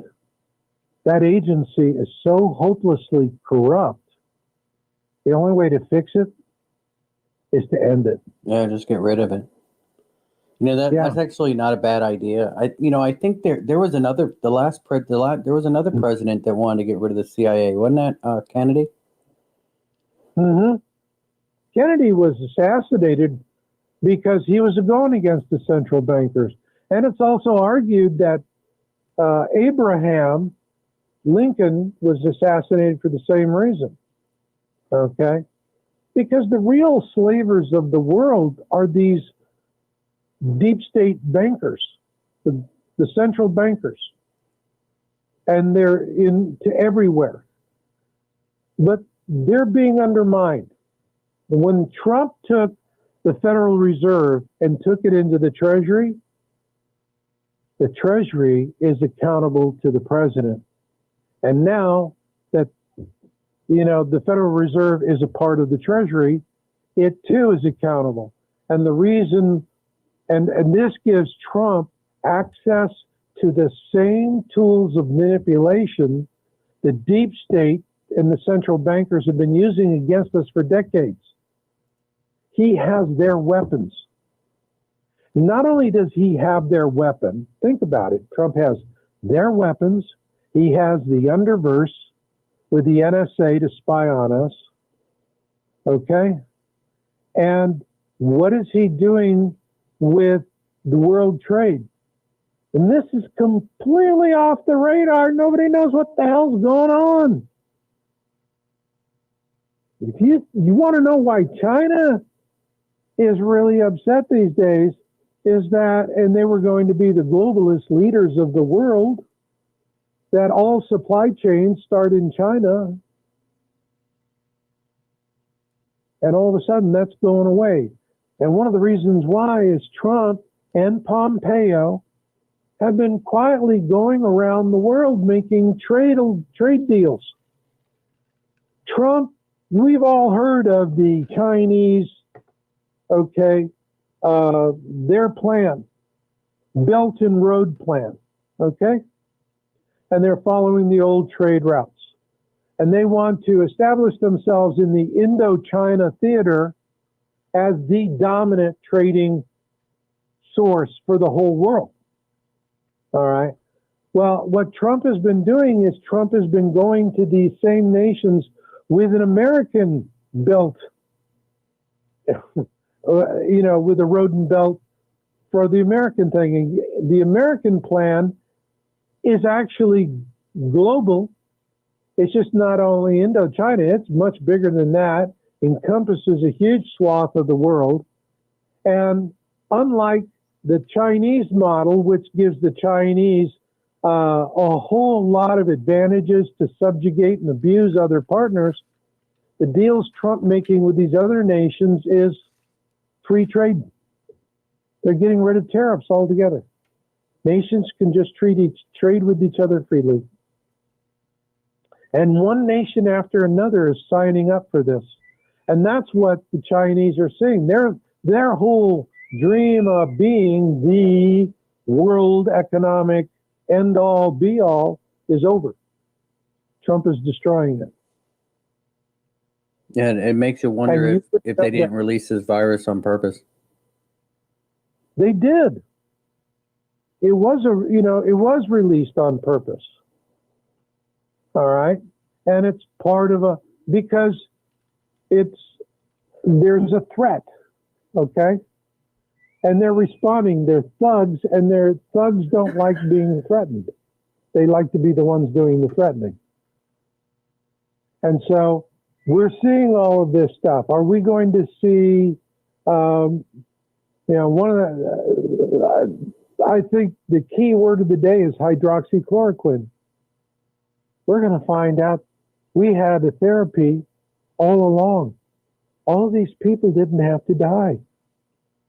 Senseless deaths. And why? Big pharma, Bill Gates, mainstream media. They were all panning it and saying, bad, bad, evil, evil, evil. Been out there for 50 years. I have a goddaughter who had to take it for 2 years. I asked her, I said, what's it like to take? Are there side effects? She says, no, it's like taking an aspirin. A baby aspirin, actually, is what she said. Well, I'm sure, like yet, any medicine, it has a side effect to a small percentage of the people, I'm sure. It has a side effect. If you are taking the drug for a period of 5 years or more, every day, steadily, you do run a risk of loss of vision. But you've got to take it every day. Maximum dose for 5 years. So if you're giving it to somebody for 5 days, it's like, oh my gosh. Hey, if you swallow a whole bottle of baby aspirin, that's going to whack you. All right. So you have to be practical about this thing. And people are going to learn that there was a lot of people died needless deaths. We had something, and it was suppressed by the media. The media is going to be pummeled on this, along with many other issues. But the mainstream media is just going to be totally pummeled on this because they enabled murder. There's no other way. It's not unfortunate deaths. Oh, they're seniors. They only had a little time left. So, hey, what the big deal? It's all moral equivalency. Now, if your grandmother or your parent died alone when you could have been there to hold his or her hand, people don't forget something like that. Not when they've been lied to with this absolute malevolent suppression of hydroxychloroquine. But there's also going to be more drugs that are going to come out. And we're also going to start learning other things. I think this is going to blow the lid on immunizations. In Africa, there are a lot of people that want Bill Gates arrested and hung. Yeah. He went in there to Africa to say, I want to save a whole lot of people. They killed many, many, many, many more people in Africa with the immunizations that they gave them than the numbers of people who were dying from the disease they were being immunized against. Gates went out there and slaughtered people. Yeah, and what start coming out? What professional doctor diploma does Gates have? I mean, isn't he just created a computer program? Like, how is he an expert on medical? I don't understand how that's. You know what I mean? It's the golden rule. He who has the gold makes the rules. I just don't understand how Bill Gates can. They have the money. They have the money to do it. That's all you have to understand. If you want to spread lies, kill people, do whatever, and you've got a lot of money and you got a lot of pull, you can do it. You can do it. Because for a lot of years now, our American government has been up for sale. And that's what really pisses the globalists more than anything else. They bought a government and they damn well expect that government to stay bought, and Trump's not playing along. And that's it in a nutshell. Yeah, it's definitely going to be interesting. I guess what comes next. I just have a feeling that we're just going to see one big event after another until November. And I agree with you. I think you have a good assessment. Because they're desperate. What they have to do is fight for the globalists right now. their number one weapon system is the mainstream media. All right. Now I'm saying this as I said, I was with CNN when Turner was running it from 86 to 88. And I remember it being a lean, mean news machine. It was the honor of my life to be involved. We did fantastic journalism. It was investigative journalism. Today, it's what I see is Invasion of the Body Snatchers Part 2. And 4 o'clock in the morning, the pods open, and out come the zombie reporters, and they all sound alike. And that's what I see with the mainstream media. These, zombie reporters who wouldn't know truth if it bit them in the butt. And any reporting that they're doing is halfway objective. I think is more people just trying to figure out how to cover their butt because they know a reckoning is going to come. A reckoning is going to come. And then a lot of these major household names are not going to be major household names anymore. Well, if it turns out that they're working with China to overthrow the U.S. Constitution, I mean, that's treason. Absolutely. The same with the media. And the media has been co-opted, but there's also new media that's coming out. I'm seeing a whole new, in the last year in particular, I'm seeing One American News, Epoch Times. I'm seeing a lot of individual, independent sources. I never go to mainstream media. It's why? I know it's propaganda and lies. I don't have time to read propaganda and lies, watch their broadcast. Don Lemon with his, oh my God, it couldn't be any worse than this, and all of the, twisted agony on his face. I think Don Lemon must get up for an hour every morning and practice his agonized look in the mirror. So outrageous. If I were to, for Don Lemon, I have one message. Remember what your mom said, you keep doing that, you'll go blind. Yeah, well, I remember Cuomo was up on TV, and I seen this clip where he was like, tell me where it says protesters need to be peaceful. And it's like the right of protesters to peacefully assemble. It's right in the Constitution of the United States. Did you not read that? It's like, wait a minute. Like, apparently not. But the thing of it is there's going to be, in Seattle right now, the summer of love. It didn't work out that way, huh? 3 shootings, somebody dead. And one of the Antifa rioters wants to sue the police for not coming in time. Figure it. Yeah, good luck with but that. I'll tell you, what's happening now is property owners and businesses are starting to file lawsuits against the city of Seattle. And they're saying, hey, you did not defend and protect our rights. And they are going to go at them. And it's going to be interesting to see how it plays out in the courts. Yeah, there's a lot of big businesses that are leaving Seattle, too. They're going down to Phoenix. I think I was reading. That's right. Yeah. That's right. They're going to Phoenix and elsewhere. They're, you're seeing, for example, in North Carolina, they lost how many millions and millions of dollars were lost because a Democrat chases it off and says, no, we're gonna declare it a COVID site and shut it down or something like that.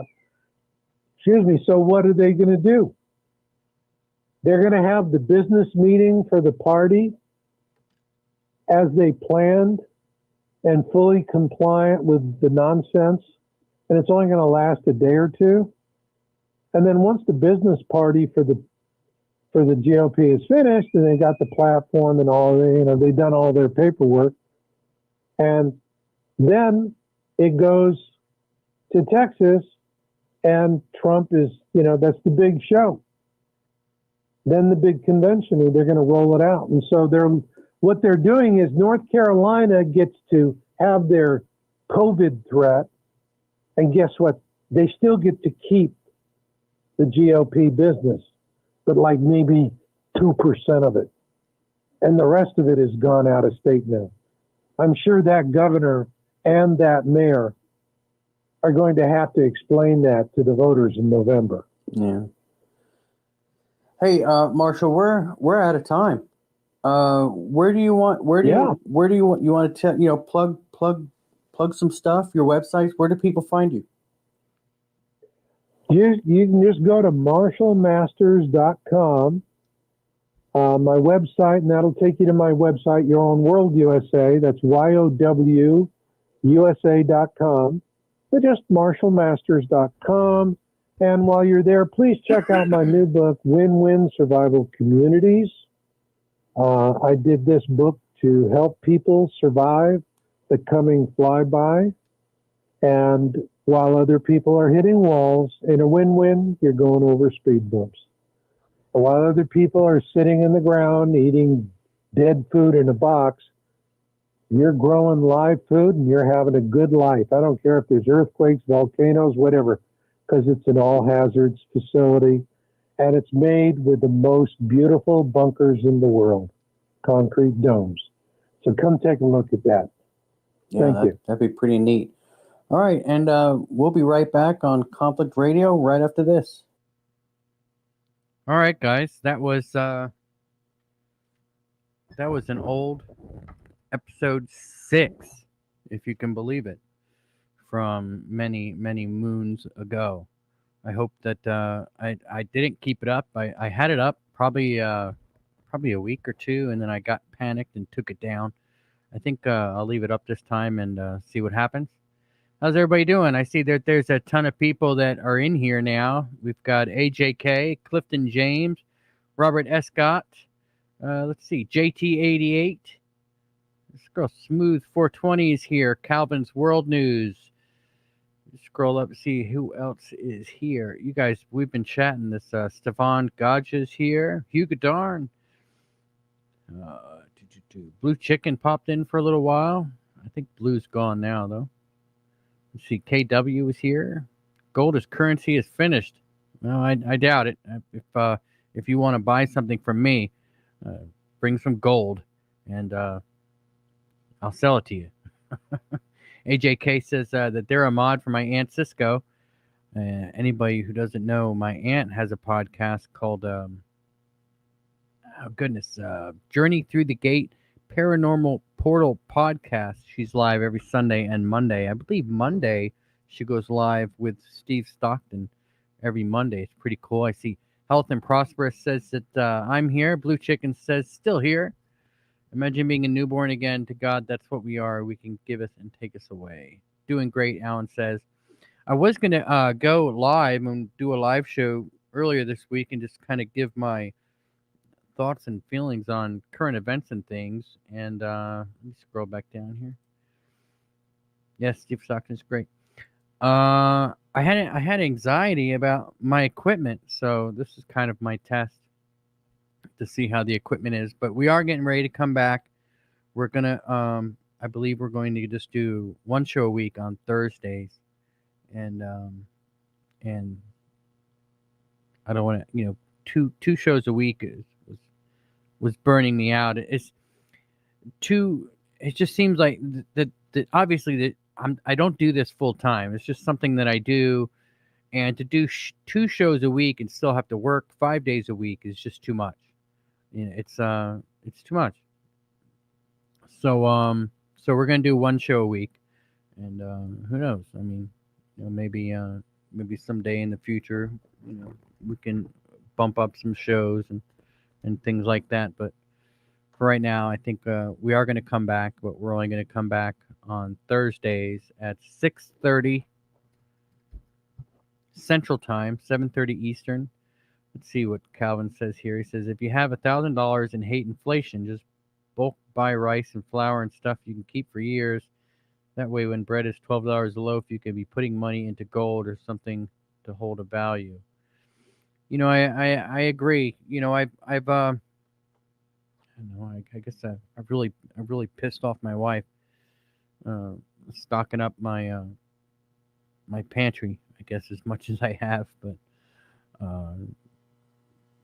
I'm happy with where I'm at right now. So we're gonna come back. We're gonna do a show a week, and I'm not sure, it might be a week or two. I do kind of like popping in here and doing these little flashback episodes. So we might do this for a little while, and like maybe another week or two.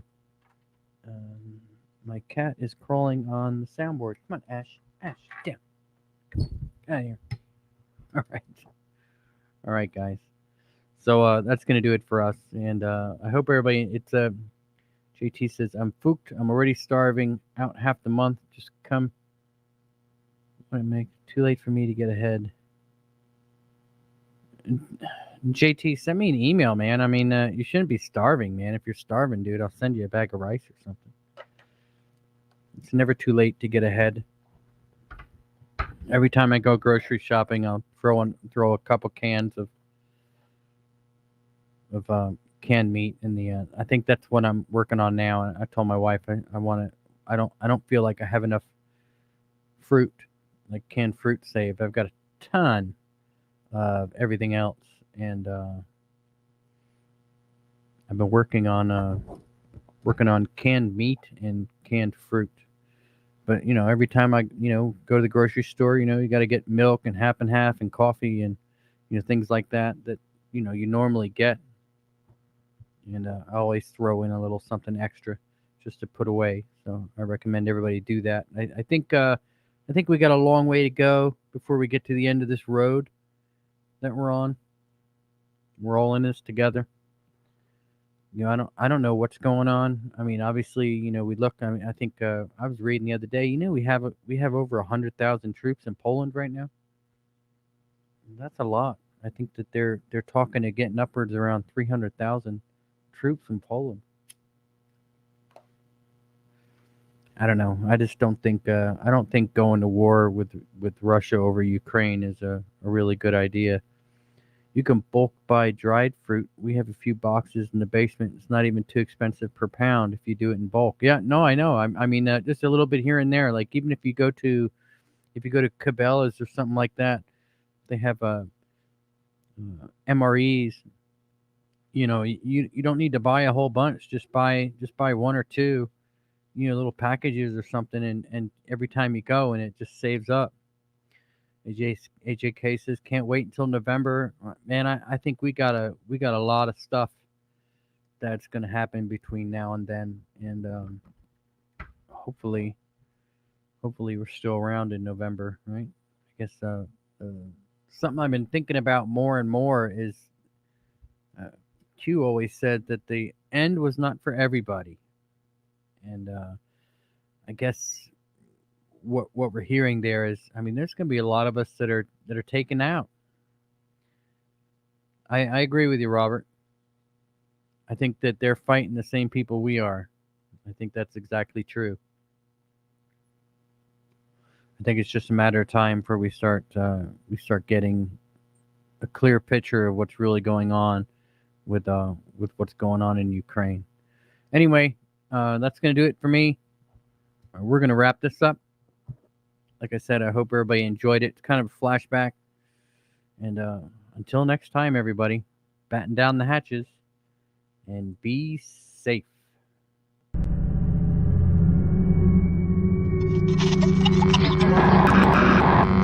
aircraft that were clearing. He talks about some